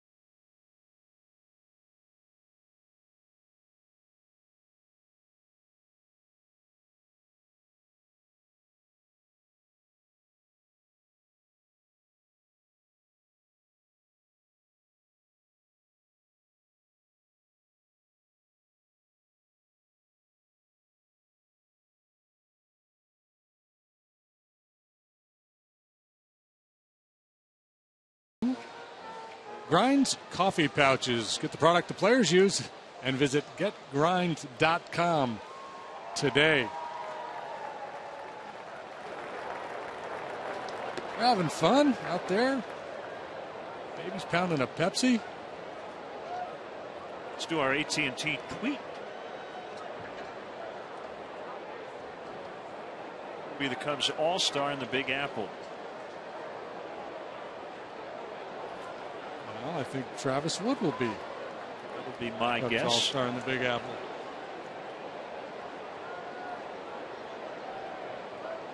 And Sherholtz has had a really good first half. Playing every day. Left-handed starter today. He's out of the lineup, but when he has played, he's been really good. Kevin Gregg, although he hasn't been with the team the whole season. There's a strike on Castro.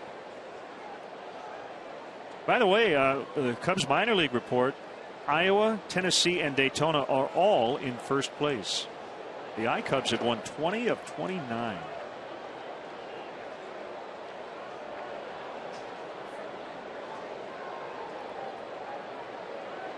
Indications that the organization is getting healthier. Chris Russin, the Cubs minor league pitcher of the month for June. We saw him the other day. Starting against the A's, swing and a miss. 1-2. 6 Tennessee Smokies named to the All-Star team. Arismendi Alcantara. Christian Villanueva, who's now an All-Star for the 4th time in his minor league career. Rafael Lopez, Matt Caesar, Alberto Cabrera, Kyle Hendricks. Castro strikes out. 6 now for Liriano. Second time he's gotten Starlin to go out of the strike zone. Finish him off. So 2 punch outs and a line out for Castro today. Yeah, you know, and I don't know that you can really make the direct correlation between winning games at the minor league level and having a healthy minor league system, but I think more so at the lower levels. You know, at AAA, you can have a lot of AAA veteran type guys and field a winning team, but not a AA, A ball, you know, low A. If you're doing a lot of winning down there, putting a lot of kids on all-star teams, it speaks to the health of the organization.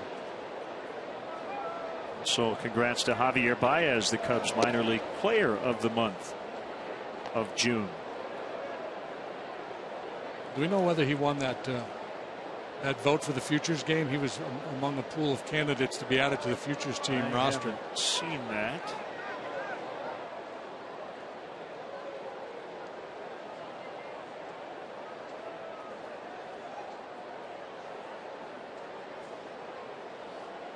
Let's see.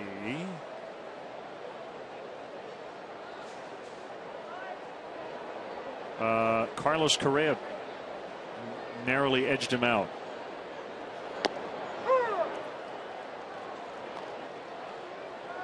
The Astros kid that was the prospect. Overall #1 pick in the draft last year.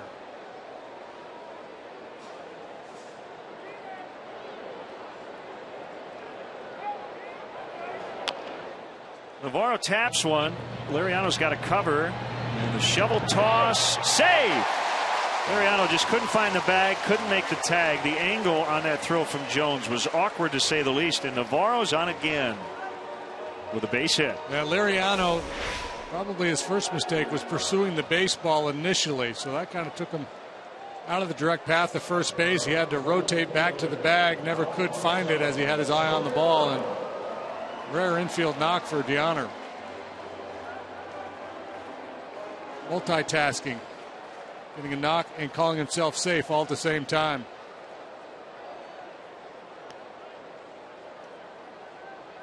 Mariano took a couple of steps in the direction of the baseball initially, and then realized it was Jones' play. By then it was too late. On a hop, it's played by Walker. He'll step on second, throw to first. Soriano beats it out.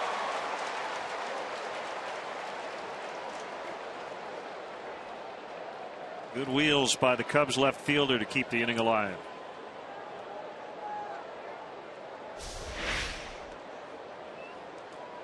Right off the end of the bat, gets up into the midsection of Walker a little bit. He has to take 2 or 3 steps to get to the base. And by that time, Soriano able to beat the throw at first.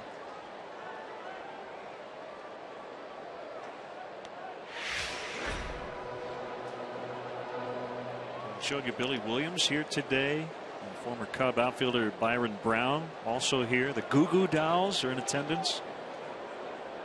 Unfortunately, our good friend Dorothy, who sits right behind the visiting dugout, we often see her during the 7th inning stretch, recovering from an injury, and I assume Dorothy's watching the game today. We hope you're back here real soon, Dorothy. Ransom, check swing grounder to Walker. He steps on second, and the Cubs are done in the 6th. We'll chat with Brian Bickle, Stanley Cup champion, when we come back in the 7th. 5-2 Pirates.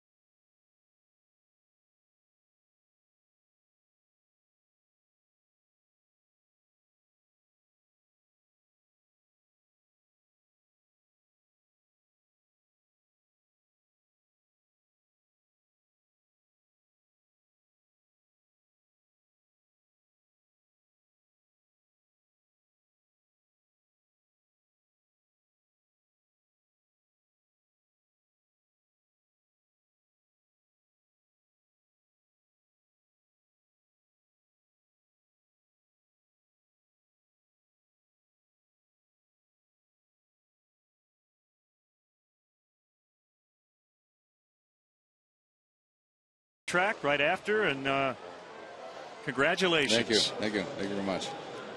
How you feeling? You got man, you're banged up here. Splinted up here. Yeah, I had surgery on my thumb. I tore a tendon in my thumb. They had to replace it with one of my finger tendons, and I'm just going to go over it. It's going to take 3 weeks, but hopefully we'll be ready for next season.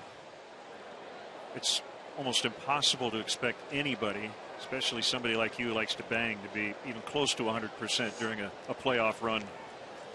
Yeah, you know what? Those a grueling playoffs. I know there's at least a dozen guys in a room that had ice bags on them or had something going on that you guys didn't know. But we're just pushing each other to do what we did. It was a great feeling at the end. It was well worth it. And if I take these injuries every year to win the cup, I would definitely do it. No question. I want to ask you about the shortened and compressed schedule. You didn't have as many games in the regular season, but they were really bunched together. How did that feel coming off that schedule going into the playoffs? No, it felt good. I know it felt like it was playoff hockey every game. The start we had, we were unbeaten in so many games and half the season. Exactly, and it felt like every team was gunning for us. So it kind of had the playoff type of feel every game. So it kind of got us ready. But every game, every series that we went through the playoffs, we got better, and it worked out for the rest of us. And what a game 6! It was exciting. It was the 0-2. Pedro Alvarez skies one down the left field line, and it'll twist foul and out of play. Souvenir. So we saw you throw out the first pitch. Pretty good delivery. Yeah. Did any baseball in your background? Did you play a little ball growing up? I did. My parents wanted to make me play baseball in the summertime, so it wasn't hockey, 24/7. But I played till I was 16. I thought I was a pretty good baseball player. I got scouted once by the Yankees, and then hockey just kind of took over. Being from Canada, your sport is hockey, and we're just excited where I am now. Xfinity high-speed action. Oh, one-handed. Yeah. One-handed swing. I was looking forward. Oh, that's legit. Yeah, that's a good hack. Yeah, Boland's got a pretty good swing, but he also had 2 hands. But to have one hand, I thought I did pretty good. And hit that ball to the track. He did. He's a strong boy. You noted that Bolig's pitch was a little bit off the inside corner to a righty, and yours was a strike. Now, yeah. He might have gotten a swing and a miss, but yeah, I don't know. His maybe had a little tailwind on it to push it across the plate, but I thought it was a ball for sure. Well, you're the type of player, Brian, I think Blackhawk fans in particular appreciate, because you're a physical player. You've got great skill, good hands around the net, and you showed it off all season long. And I know everybody here is thrilled that you're going to be a part of this for many years to come. Yeah, being drafted here in 04, for where the team was then to where it is now, there's no reason for me to leave this team. It's an unbelievable city, a winning team, great group of guys, owners and coaches, and I felt right to extend my career here, and hopefully I can finish here too. It's caught on Soriano, so 2 outs. So you going to do a little harmony with your teammate, or are you just going to gut your way through it here? I don't know. We're going to try to be somewhat in sync, but it's going to be a good time. There's a whole bunch of Cubby fans out here, and it's going to be exciting. I haven't done anything this before, so could be a little nervous, but I'm sure I know the fans will care. So, well, you got the biggest ovation, you guys, of any first pitch throwers we've had in several years, and I think the same will happen when you sing the stretch here. Yeah, it's a sympathetic audience. Yeah. Yeah, they'll help. I mean, just hold the mic out at one point. You'll let them carry it over. 39,000 helping you out. Hard throwing Henry Rodriguez on the mound. 2 balls and no strikes. So last question for you, and we're going to let you get ready for the stretch. So you're got to deal with the thumb here. When are you going to be back and on the ice again? I mean, it's going to be a short off season after the deep run. Yeah, with the push schedule we had, and the push the season a little longer, and then we have the Olympic break next summer or next year. It's going to make the start a little earlier. So hopefully I can get on the ice as soon as possible. Hopefully all my bones and my body heals up as quick as possible. But you know, it's going to be busy and it's going to be a fun summer. But you know, we're just looking forward to next season. Well, on behalf of all Blackhawks fans, I can say thank you for a great run, and do it again next year. Why not? Yeah, why not? It's a Make great it a time. habit. Yeah. We'll see the Cup tomorrow. We're looking forward to that. Jim Cornelison, Joe Quinville, your coach, will be here, and it's going to be a fun weekend of Cubs and Blackhawks. So, Brian, get ready to sing, and thanks for stopping by, man. Congrats. Thank you guys. All right, so the duo of Bickle and Bolig coming up.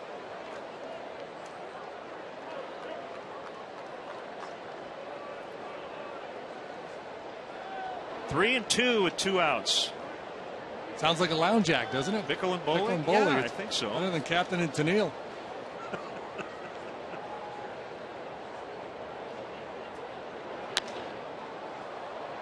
Hairston leaves his feet, gets past him. That's trouble.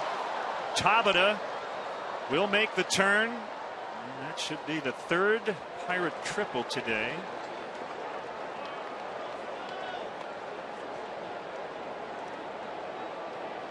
Two outs. Hairston took a chance.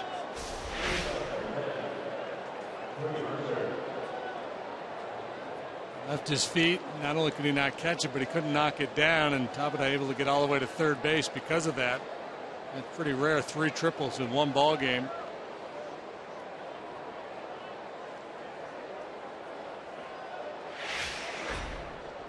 The good news, 2 are out. Mercer's going to get his second free pass of the afternoon.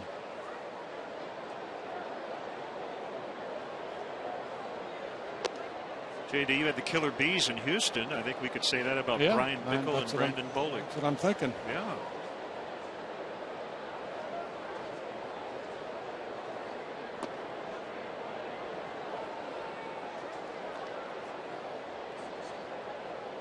Slow is good. Yeah, we're working on tempo and rhythm up here.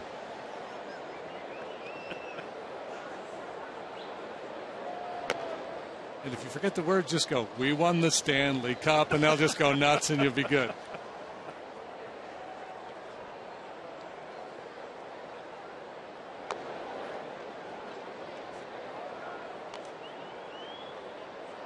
There's ball 4, and here comes Liriano. Liriano with his 4th plate appearance today.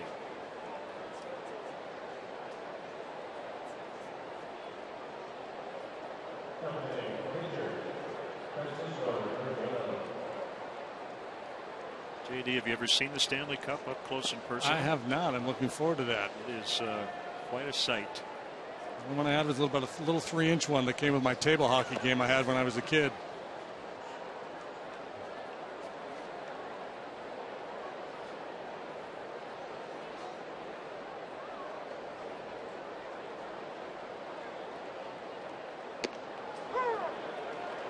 Fowler third at 95. Henry has not been out there in a while. I thought maybe he was being redshirted.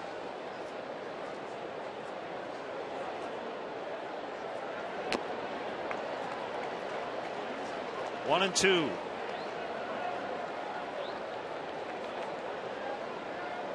And a guy that throws this hard has a reputation of struggling with his command, not a comfortable at bat for anybody.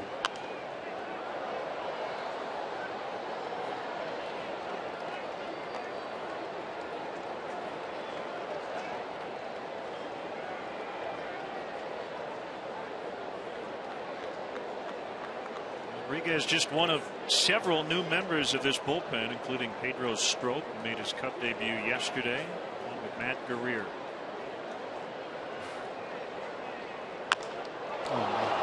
Line and caught by Dave Chappelle. Stretch time with the Stanley Cup champs. Take me out to the ball game. Stanley Cup champions Brian Bickle and Brandon Bolig.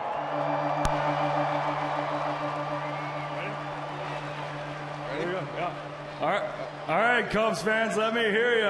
A 1, a 2, a 3. Take me out to the ball game. Take me out to the crowd.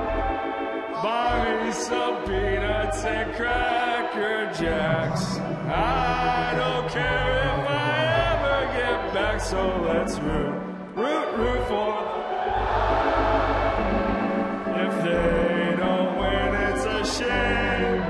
For it's 1, 2, 3 strikes are out at the old ball game.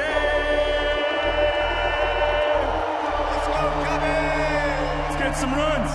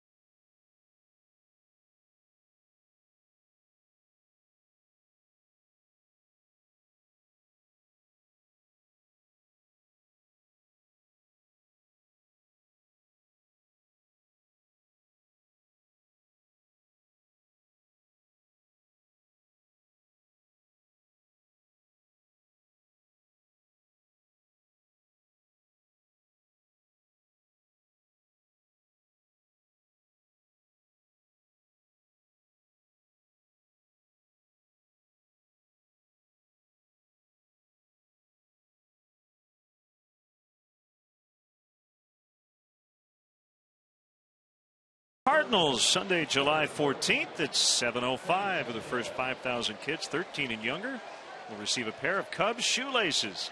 For more information or to purchase tickets, visit Cubs.com. Gabby Sanchez now into play first for the Pirates. Pretty neat scene as we went to break. You know, the stretch singers, let's get some runs. The fans cheer. Bickle and Bollig ended up kind of lingering in the booth and waving to the fans, and they got another standing ovation. Yeah, a lot of energy. That was fun. Fun stuff. They deserved. 5-2 Pirates. Knocks down Rizzo. Mariano starting with what appeared to be a slider that didn't slide much, and Rizzo was thinking about exploiting that wide open left side of the infield. Not a bad idea. If you can get a halfway decent bunt down at all, you've got yourself a knock. Normally you don't want your power guy giving up his power, but you're down 3. Nasty lefty on the mound. Just looking for some traffic.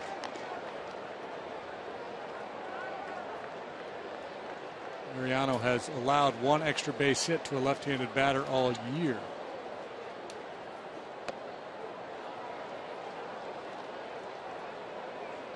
Yeah, I would say those guys are the kings of Chicago right now, aren't they? The Hawks probably haven't bought a meal in a while. How about Brian Bickle? I mean, banged up all over the place. Still was a huge force. Tied the game. Boston, Dave Bolin then won it. And Brian turned it into a multi-year contract.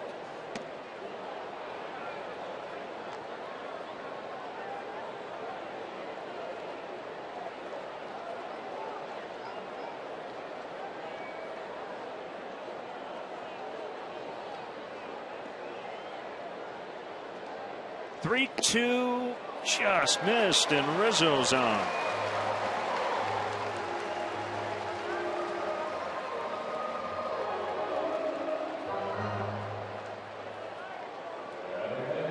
Pitch could have gone either way. Borderline taking a shot at that outside corner. When the pitch tracks, it was good enough. According to Vic Carapazza, it was not. Cubs have a leadoff man aboard.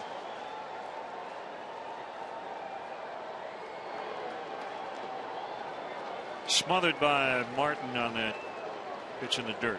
Hits have been tough to come by for most of the road trip. The bats were flipping along just nicely. Yesterday, the Cubs were shut out, managed just 2 hits in the ball game today. scored a couple runs, but just 3 hits.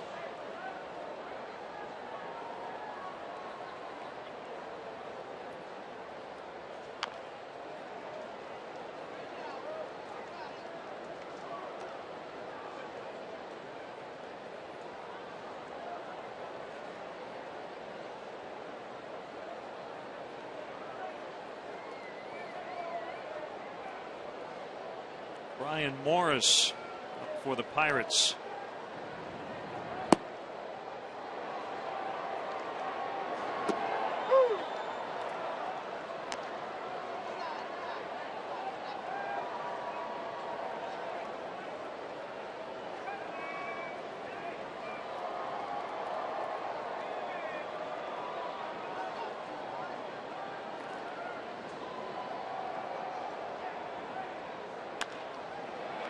Backhanded play, Mercer. 6-4 to 3.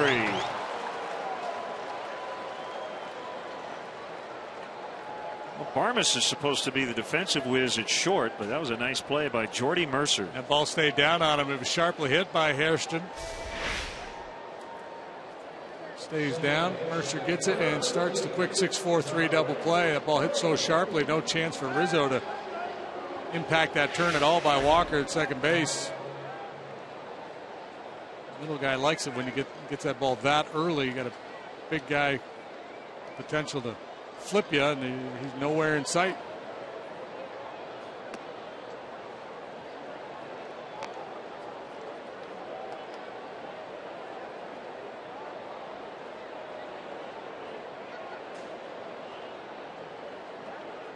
"1-0, 2 balls, no strikes."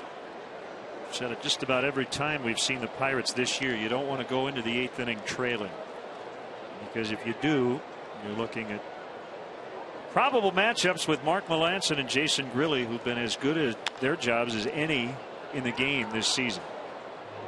Pirates are 39-2 when leading after 7 innings. 44-1 when leading after 8. Grilli has blown 1 save this year.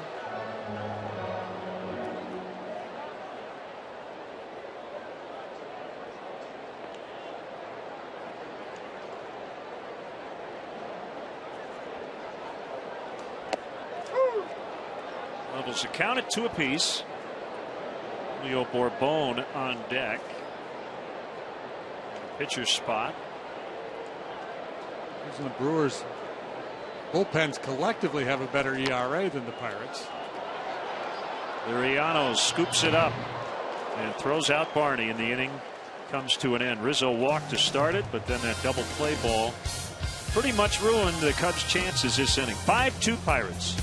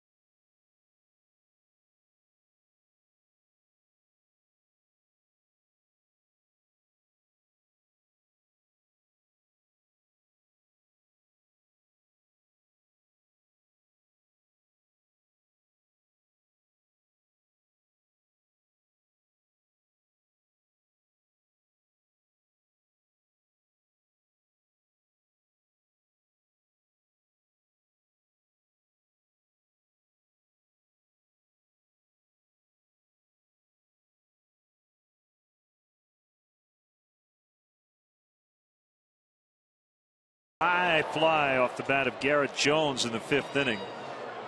Scott Hairston with the leap. Well, just eluded his glove, and that ended up being a 1-out triple, and Jones would later score. Here's rookie right-hander Hector Rondon. 24th time Hector has trotted out to the bump. He's 1-0 with a 6.08 ERA. An up and down season for him. Rule 5 guy. At times has been thrust into relatively meaningful situations, and normally you try to avoid that with a Rule 5 pick. Who might not be deemed major league ready, but because you took him in the Rule 5 draft, you have to keep him on your roster all year or risk losing him. I'm doing a little more advanced than many guys in his situation, though. Sometimes you're grabbing those guys and they haven't played above A ball.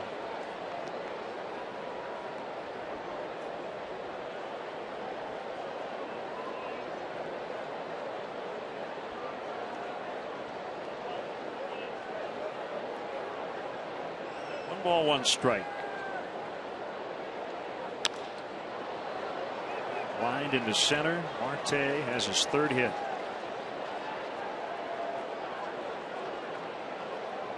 We're talking about all-star candidates. If you base it on WAR, that advanced stat, wins above replacement, Marte would be an all-star.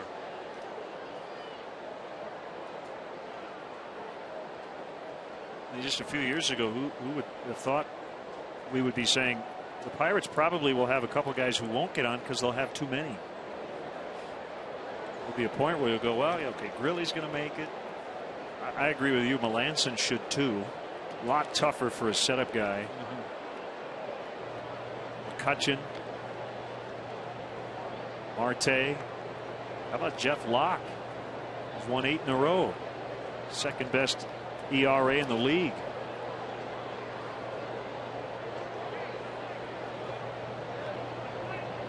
Marte takes off and he's going to get it as Navarro dropped the pitch.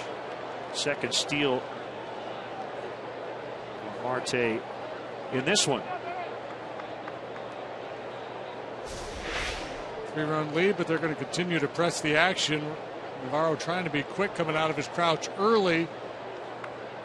Just couldn't handle the pitch. And they have cost Rondon a strike because of it as well.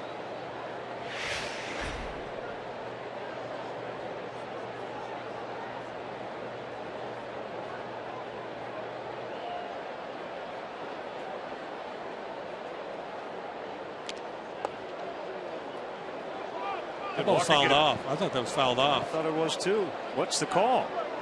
Marte went down to 3rd. And now is being told to go back. Yeah, Carapaz is sending him back. I didn't see him signal foul ball, but they got it right.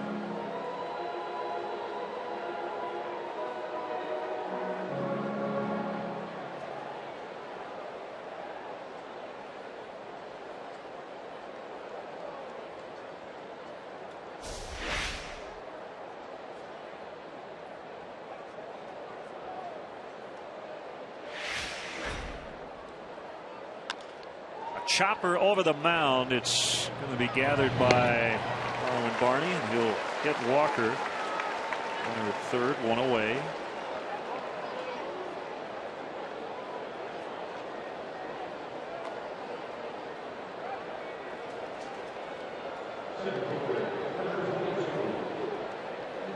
So here's, I think, something Clint Hurdle's going to have to figure out. He's been doing this a long time, and I think I'm sure has thought a lot about it. Those days when he decides not to use Melanson and Grilly, I mean, about the only bad thing for a manager is the Cubs have the infield in and keep it a 3-run deficit.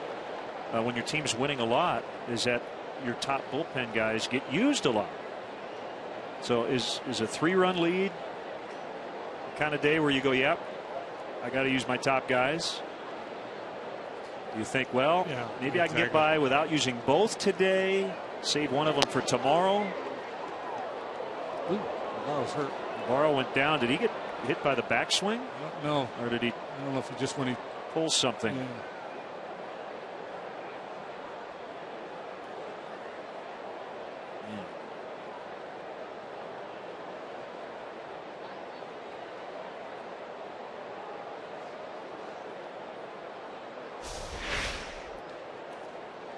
about the backswing? Yep. His forearm hit the bat as he started to make his throwing motion.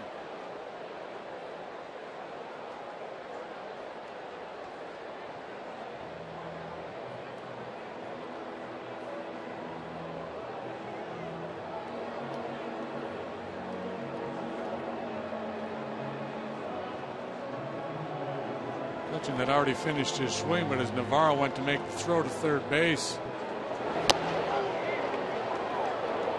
his forearm right into the barrel of the bat.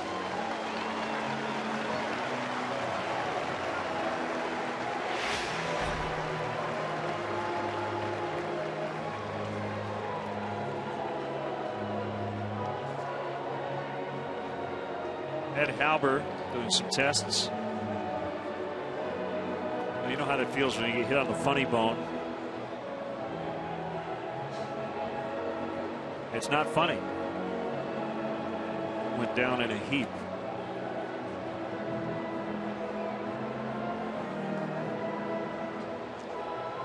A couple here, make sure he's okay.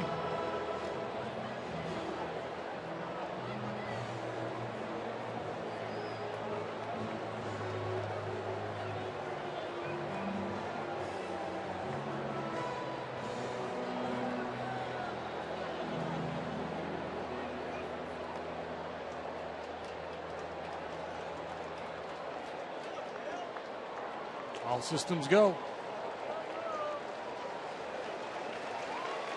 Yeah, to get back to your point on bullpen usage and how Clint Hurdle will do it, you know, I imagine he'll do it like every other manager in the game does it. If it's a 3-run lead or less, he'll stay with his guys and he'll make the argument, look, I don't know what tomorrow will bring.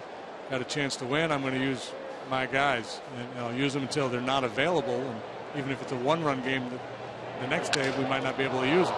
Broken bat roller. Castro's only plays first. Marte in, 6-2. 45th RBI for McCutchen.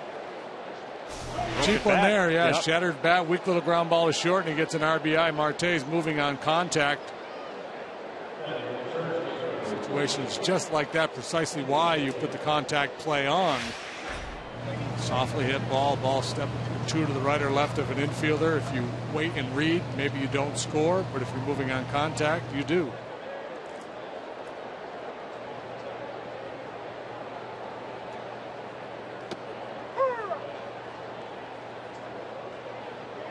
It's a 4-run lead. Melanson sits down. But I'm with you. Well, I don't know where you are in that, but my thinking is I would be willing to trust some other people with a 3-run lead in the 8th and 9th inning and have those bullets available the next day in case I am in a 1-run game. Sanchez, in his first plate appearance, gets a base hit. Yeah, I would say not all the time. You know, I don't know when those days are. Well, and then, you know, what's wrong with, say it's a 3-run lead in the 9th inning, starting the inning with somebody else. If he gets in trouble, a couple guys get on, then you get your closer up and bring him in. Kind of the default position in baseball now is closer starts the 9th. If it's a safe situation, nobody on base.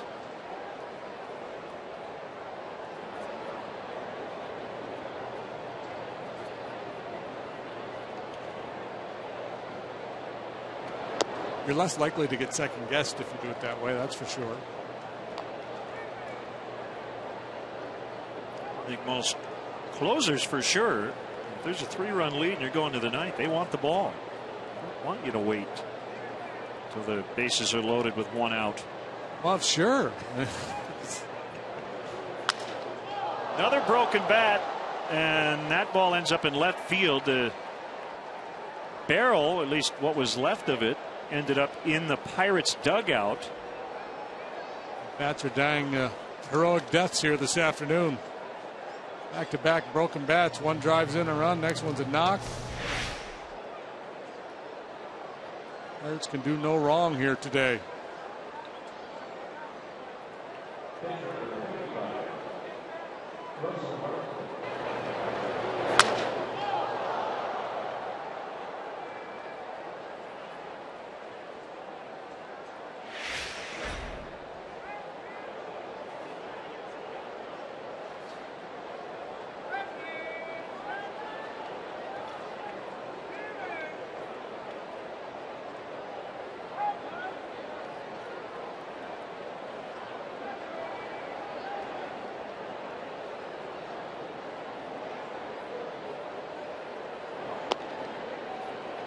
Ball one.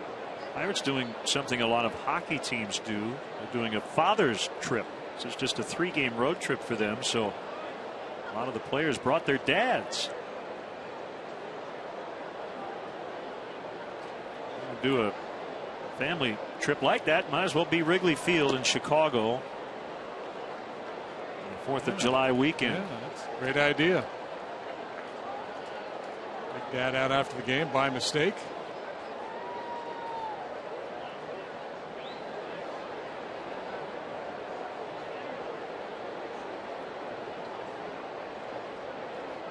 Rondon with a 2-0 pitch, a swing and a miss, and a good fastball at 94.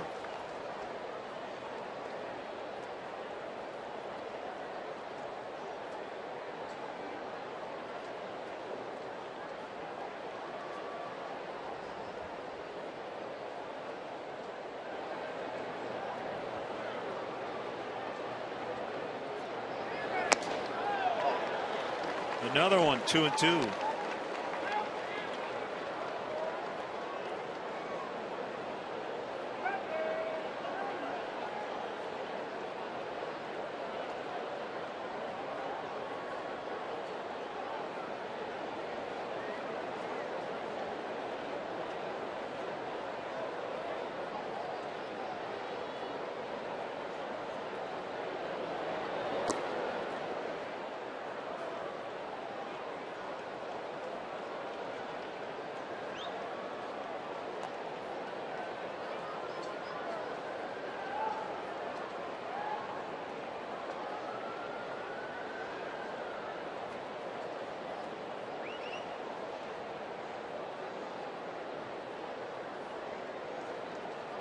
Runners will go here with 2 outs on a 3-2. And they're loaded.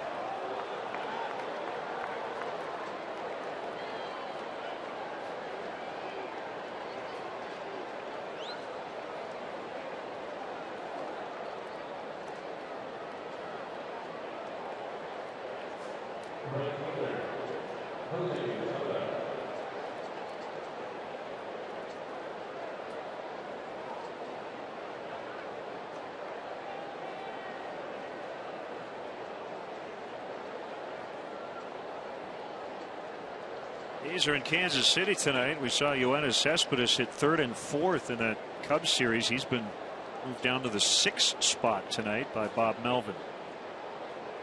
The defensive play of the game yesterday by throwing out Starlin Castro, but has really struggled offensively.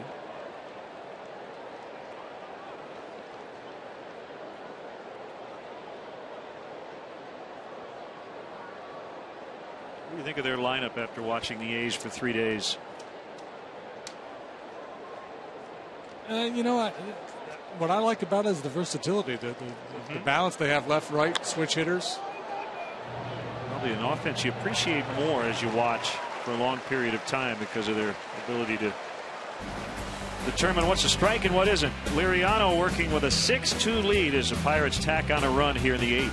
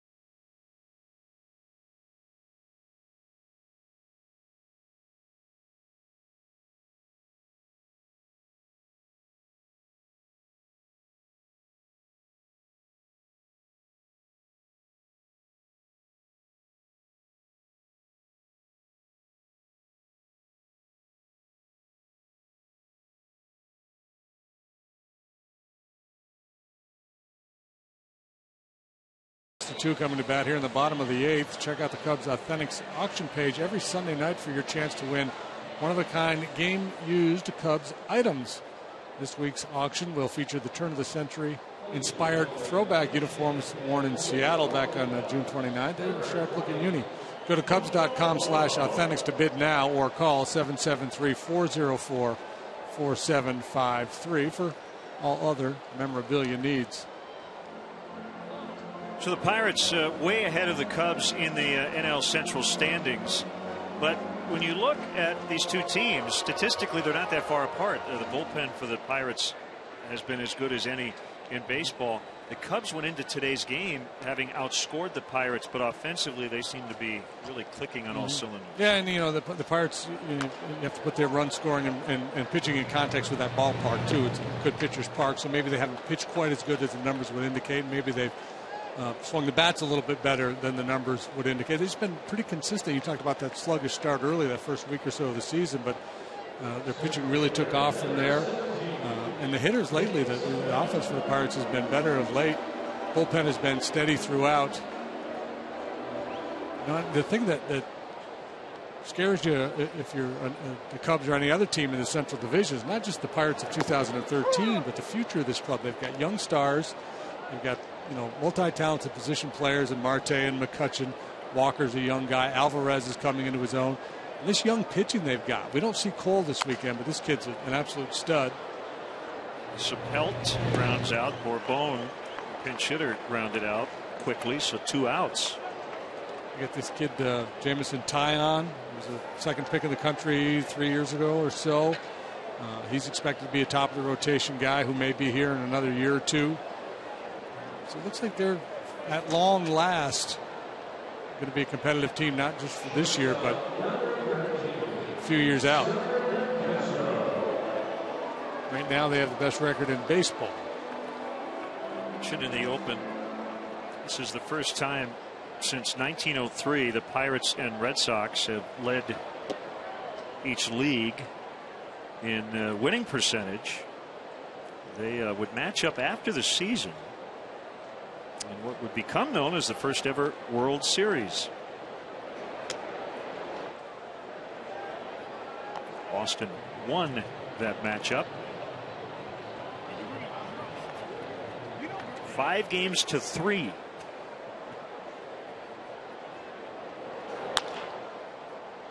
It's rolled foul.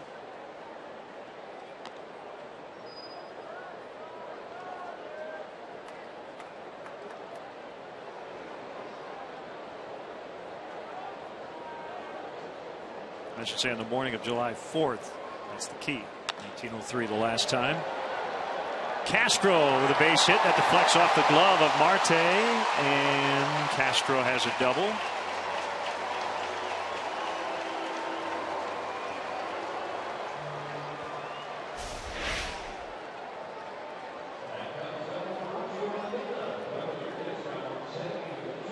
Got the head out in front of that one. He lined out sharply to short back in the 3rd. His other 2 at-bats were strikeouts, but a good solid swing of the bat here from Castro. Since having those back-to-back days off at the beginning of the last road trip, showing some life in that bat.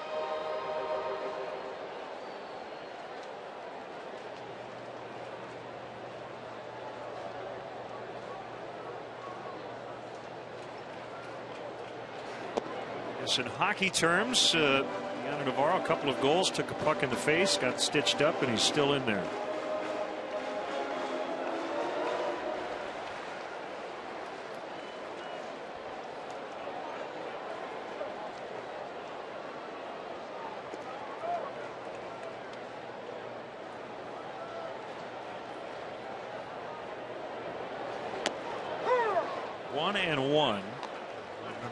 John McMullen,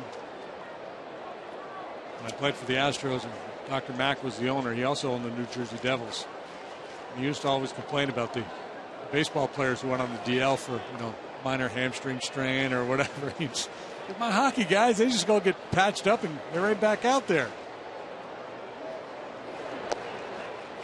A lot of times it would be like a hand, thumb injury or something. John, it's kind of hard to play baseball with it.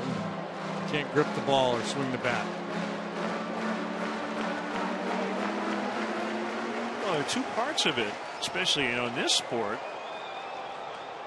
How much pain tolerance do you have? Yes, but aside from that, how does it affect your performance? So if a guy's ready to hobble out there and play, that's fine. But then if he's not any good, how is that helping? Comes a throw to second. Out.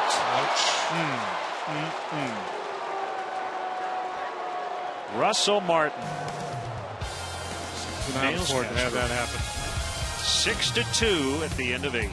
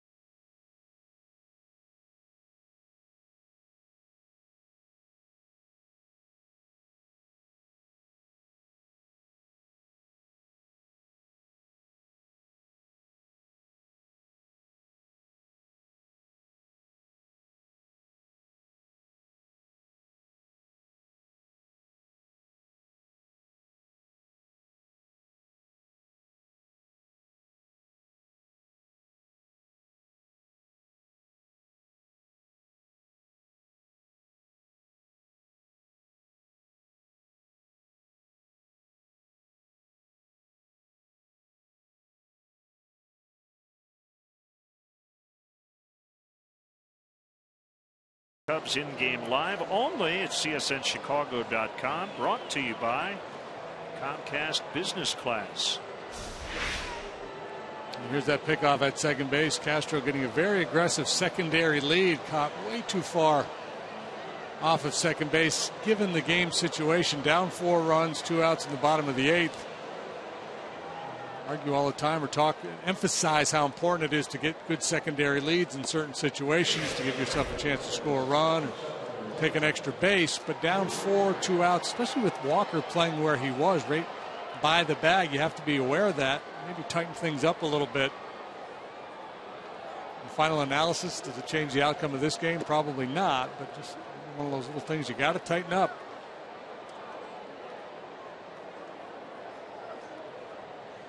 Pedro Strop. Yeah, he was really good with Baltimore last year and has really struggled with them this year. Control was an issue. He's got a great arm, though. Mid-90s fastball.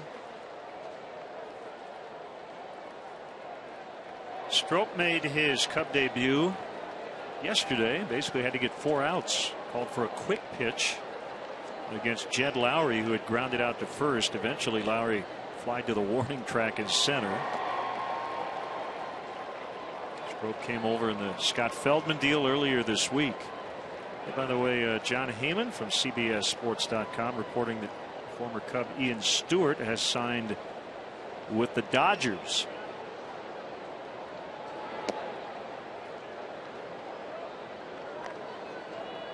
Two and 0. Jordy Mercer. Liriano's on deck. At 98 pitches, he may have a chance to complete this one.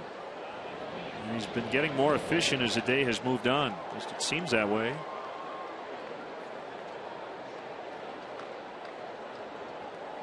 Clint Hurdle just wants to give him another at bat. With the days having at the plate. Well, and you know, as the league grew for him, it made sense for him to become a little bit more aggressive, challenge hitters. The Pirates do not have a complete game this year, and they lead the majors in ERA, but they have not had a starter go the distance. Not that that necessarily matters.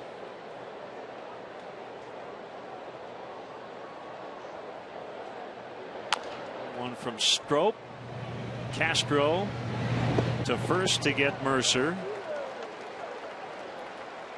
No, but that will be a concern of Clint Hurdle and the Pirates in the second half of the season. They've asked a lot out of the relievers so far here in the first half.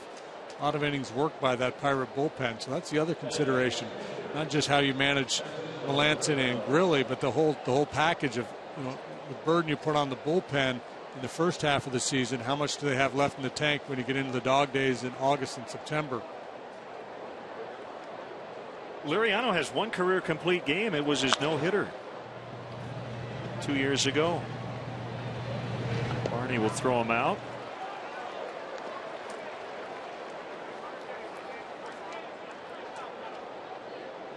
Cardinals are in town next Saturday, July 13th. Game time is 6:15. You want to mark that on your calendar. First 10,000 fans will receive a Harry Carey replica statue, compliments of Liberty Mutual. For more information or to purchase tickets, visit Cubs.com. That's a 4-game series with the Cardinals to wrap up the first half.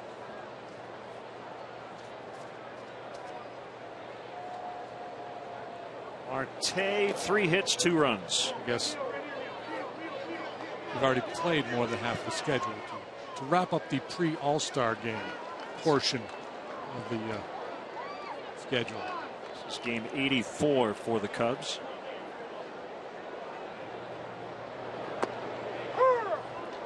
Side corner at 96. Strop signed as a shortstop. Didn't get a whole lot going offensively. And converted him to the mound. So many times the guys that made that conversion, you can tell by watching them pitch, they look like former position players or catchers that just happen to have good arms that they put on the mound. It does not have a real fluid delivery. It's got a pitcher's body.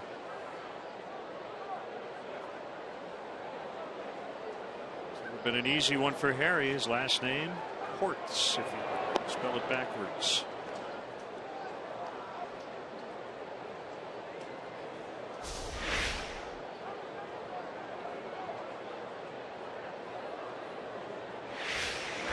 A little bit of a quick pitch there, too. There he goes again. Now he's sitting at the top a little longer.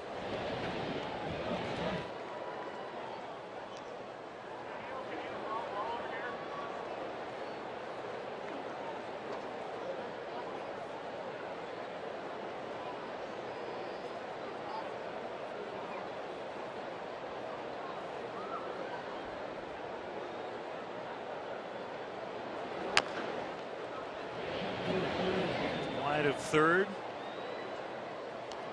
38,615 the paid crowd on a beautiful Friday afternoon during the evening hours.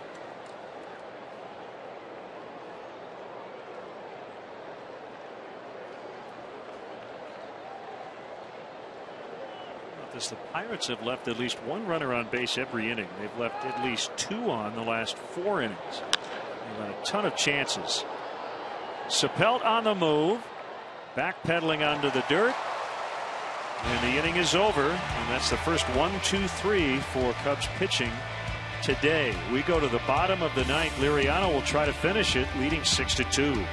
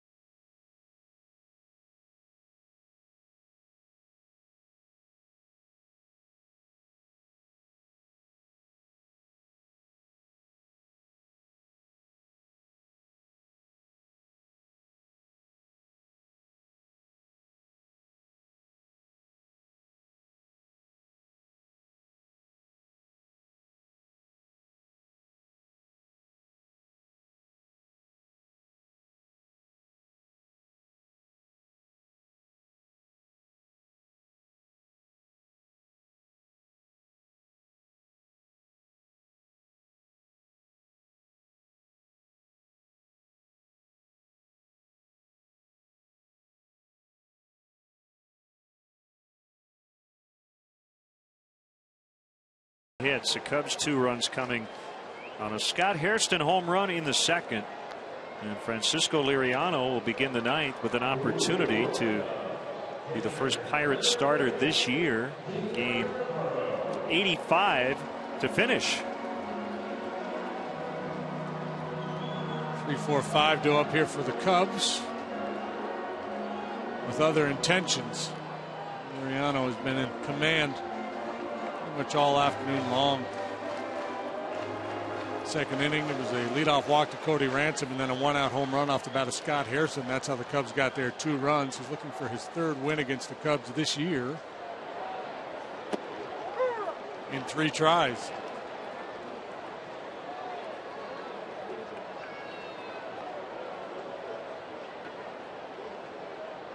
Nothing in 1 to Navarro. The pitch. Ground ball. What a play by Liriano. Just knock it off. As you said, the Pirates can do no wrong today. And Liriano at the top of that list. Everybody Wow. stopped. He stopped. Navarro stopped just to make sure they saw what they saw, and they did what they did. Turning his back. The ball finds him. And he plays it like he expected to make the play.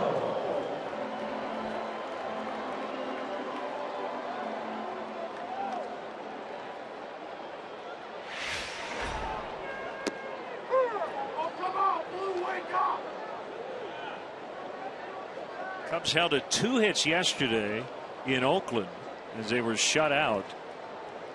They have but 4 against Liriano today. 0-2.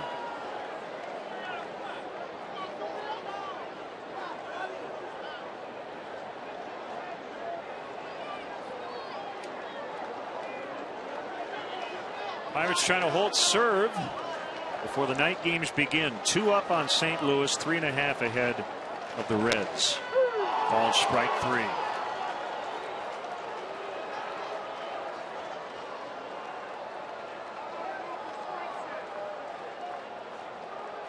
Seven punch-outs for Liriano today. 3rd time he got Alfonso Soriano. Soriano came into this game with good numbers against the lefty, but not today.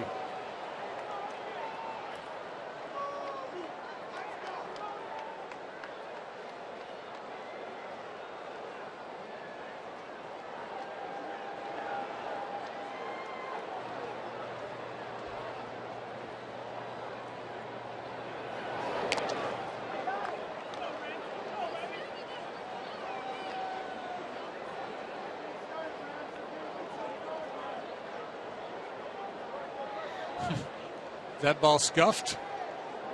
That's exactly what Cody said. There was some movement on that ball that surprised him. That was 92 miles an hour.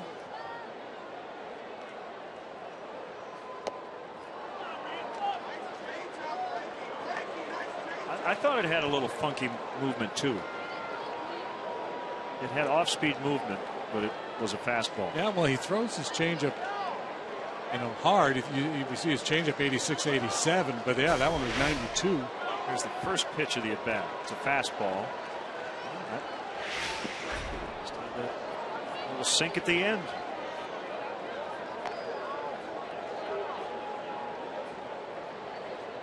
You pitchers probably love that when batters are wondering if something's going on with the ball, right? You don't hear much about that in the game today. It came up with was it John Lester? The Toronto broadcasters were accusing Lester of doctoring the ball. He had some funky movement. I think it was Lester, one of those Red Sox. Side 2-2. Yeah, and I guess my head's been buried in the sand. Maybe it was Buckles. I don't know. They were talking about sunscreen and sweat. The guys use it to get grip.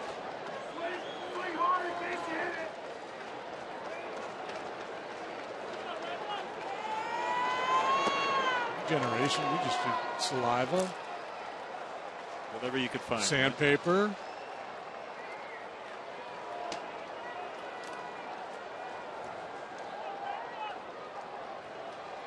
Not me. I'm saying my generation. Just want to be clear here. Okay, Roger Daltrey.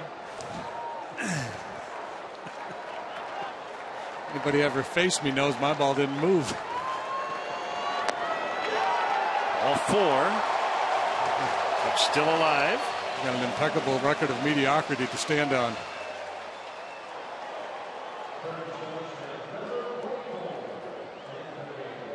There is action in the Pirates' pen, including the closer Grilly, just in case.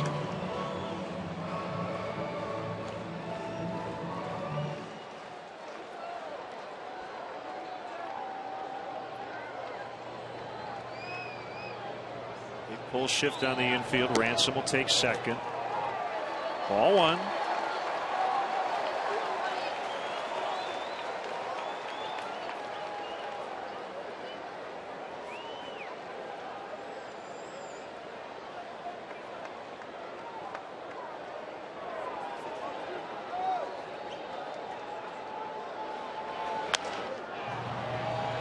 Walker comes way in from shallow right, throws to Sanchez, and the Pirates have now won 7 of 10 against the Cubs this season.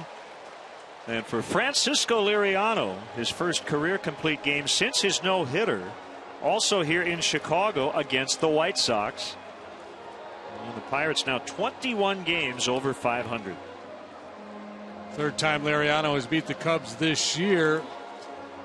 7 innings of shutout baseball. The first 2 times he faced him, he goes the distance today, and if not for the 2-run home run off the bat of Hairston, he might have had another shutout outing.